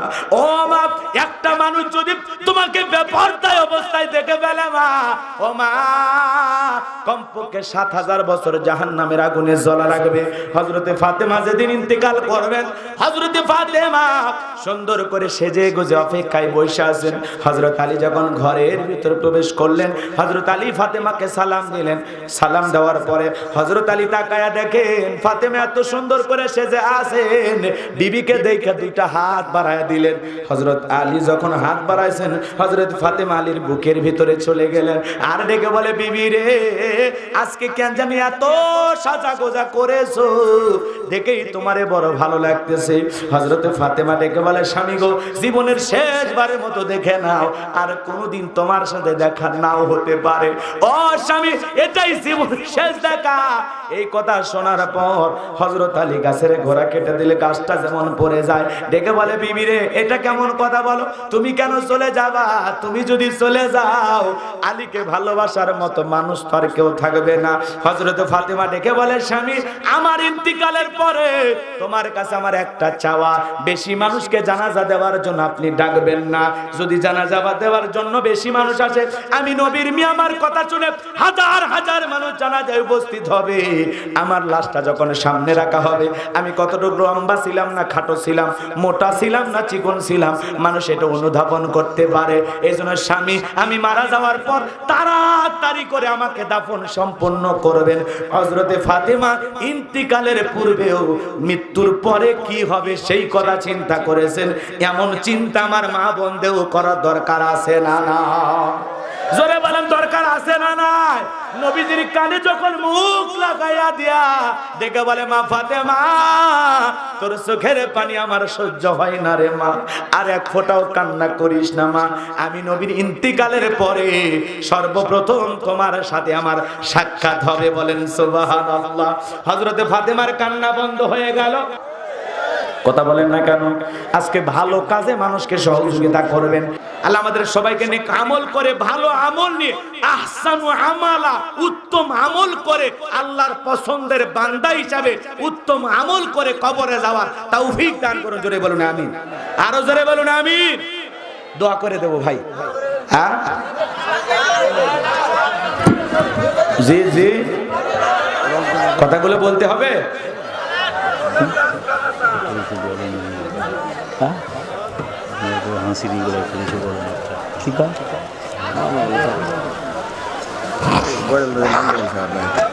ভাই দোয়া করে দেব। বসেন বসেন, আপনারা ওটা বসা করতেছেন, এই যে চলে যাইতেছেন। আসলে রাত গভীর হয়ে গেছে, আরো যে কথাগুলো বাকি আছে ওগুলো বলতে গেলে তো আর আধা ঘন্টা লাগবে, লাগবে না? এত সময় আপনাদের হাতে আছে? লিল্লাহি তাকবীর। হ্যাঁ কিছু বলতেছেন শুনবো, আবার কিছু দৌড় মারতেছেন। এজন্য আমি বারবার বলি, যদি দাওয়াত দেন একটু দয়া করে 10টায় উঠা দেবেন, তাহলে ভালো হয়, তাই না ভাই? সময় পাইছি কম, কয়টা কথা বলবো, অনেক কথা যুবকেরা শুনতে চাইছিল। যাই হোক, যতটুকু কথা বলেছি বক্তা শ্রোতা সবাইকে আল্লাহ আমল করা তৌফিক দান করুন। জোরে বলুন আমিন। তাহলে হযরত আলীর কথাটা একটু বলেই দিই, নাকি বাদশার স্বপ্নের কথা শুনবেন? সবই সবই হবে না। আমি তো বললাম শোনেন, বাদশার স্বপ্নের কথা বলতে গেলে ওখানে কমপক্ষে আরো আধা ঘন্টা ওয়াজ করা লাগবে। হযরত আলীর কথাটা একবারে শেষ প্রান্তে তো একটু বলে দিয়ে যায়, এই কথাটা বলতে 2 মিনিট লাগবে। শোনেন, লিল্লাহি তাকবীর।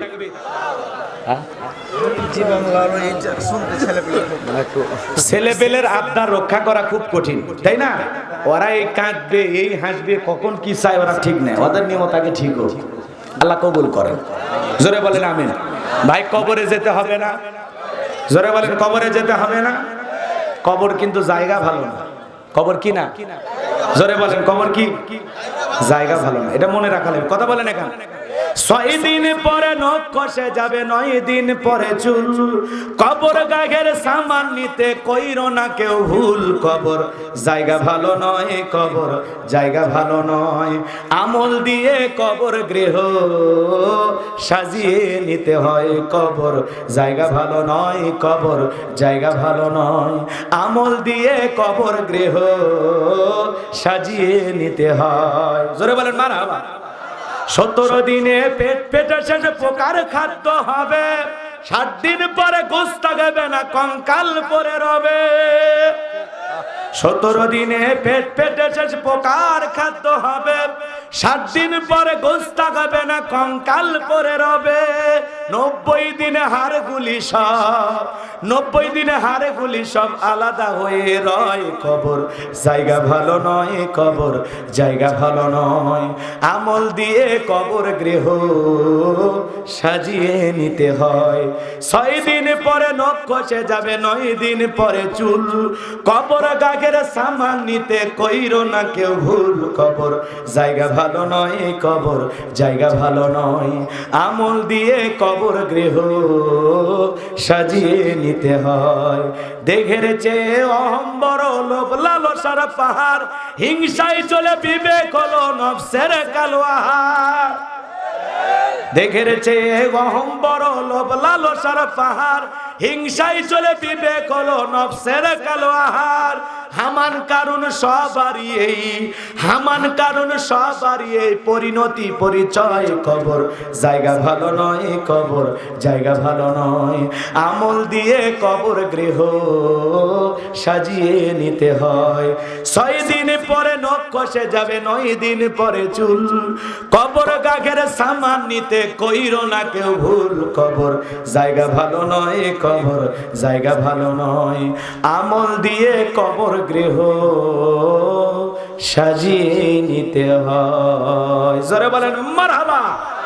আল্লাহ নেক আমল করে, উত্তম আমল করে আল্লাহর প্রিয় গোলামদের তালিকায় আমাদের নাম লিখে নিয়ে জান্নাতি মানুষ হয়ে মৃত্যুবরণ করা তৌফিক দান করুন। জোরে বলুন আমিন।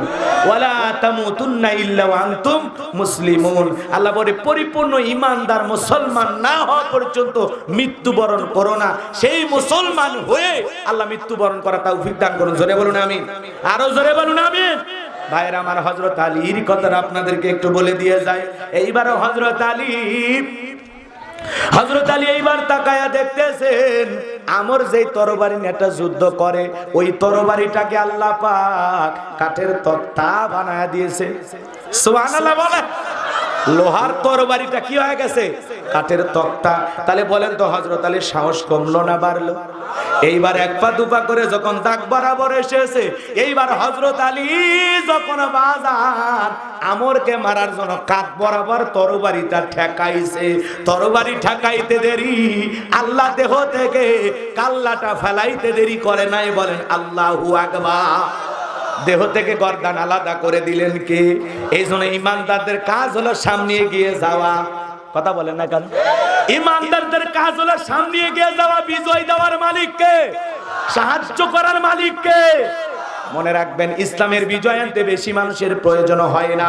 বদরের প্রান্তরে 313 জন সাহাবীর মাধ্যমে হাজার হাজার কাফেরদের মোকাবেলায় আল্লাহ যদি ইমানদারদেরকে বিজয় দিতে পারেন, আজ যদি বদরের সাহাবীদের মতো ঈমান আমল মজবুত করে মুসলমানরা এগিয়ে যায়, আজও জালেমদেরকে পরাজিত করে ইমানদারদেরকে বিজয় দান করবেন কে? আরো জোরে বলেন কে? তাহলে সেই বিজয় আনতে গিয়া আপনার আমার ঈমান আমল পরিষ্কার হওয়ার দরকার আছে না নাই? গোলালু মার্কা হলে হবে না, হকের পথে থাকা লাগবে। এতে যদি জেল হয়, জুলুম হয়, ফাঁসি হয়, এরপরেও পিছপা হওয়ার সুযোগ নাই। কথা কয় না কেন? বাতিলের কাছে মাথা নত করার সুযোগ। এখন উচিত কথা যদি কই, পিঠের ওপর দিয়া যাবি মই, এই আনন্দে কিছু লোক কিনা খাবে বগুড়ার স্পেশাল দই। সত্য কথা বলতে হলে যেতে হবে কারাগারে, এমন আতঙ্ক আজ বাংলার ঘরে ঘরে। তবুও সত্য বলতে চাই, দুনিয়ার জালেমদের করি না ভয়, আমি ইসলামের দুশমনদের করি না ভয়।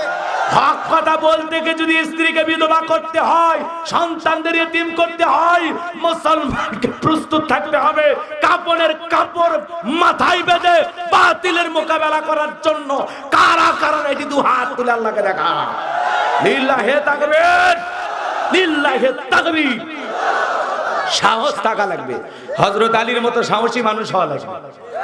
হযরত আলীর একটা কথা আপনাদেরকে বলি, জীবনে শুনছেন কিনা জানি না, বলবো। হযরত আলী গরমের দিনে পাতলা কাপড় পরে থাকতেন। কথা কেন তাই বলবো? গরমের দিনে তো আমরা পাতলা কাপড় পরে থাকি, কিন্তু না, হযরত আলীর ব্যাপার ব্যতিক্রম। হযরত আলী গরমের দিনে মোটা কাপড় পরে থাকতেন, সুবহানাল্লাহ বলেন, আর শীতের দিনে পাতলা কাপড় পরে থাকতেন। হযরত আলী হলো বাঘ বীর, সুবহানাল্লাহ বলেন। দেহের ভিতরে আল্লাহ এমন এমন পাওয়ার দিয়েছিলেন, আল্লাহু আকবার বলেন। হযরত আলী যখন খালি তরবারি ঠেকাইছে, দেহ থেকে আল্লাহ কালাটা আলাদা করে দিয়েছে, বলেন আল্লাহু আকবার।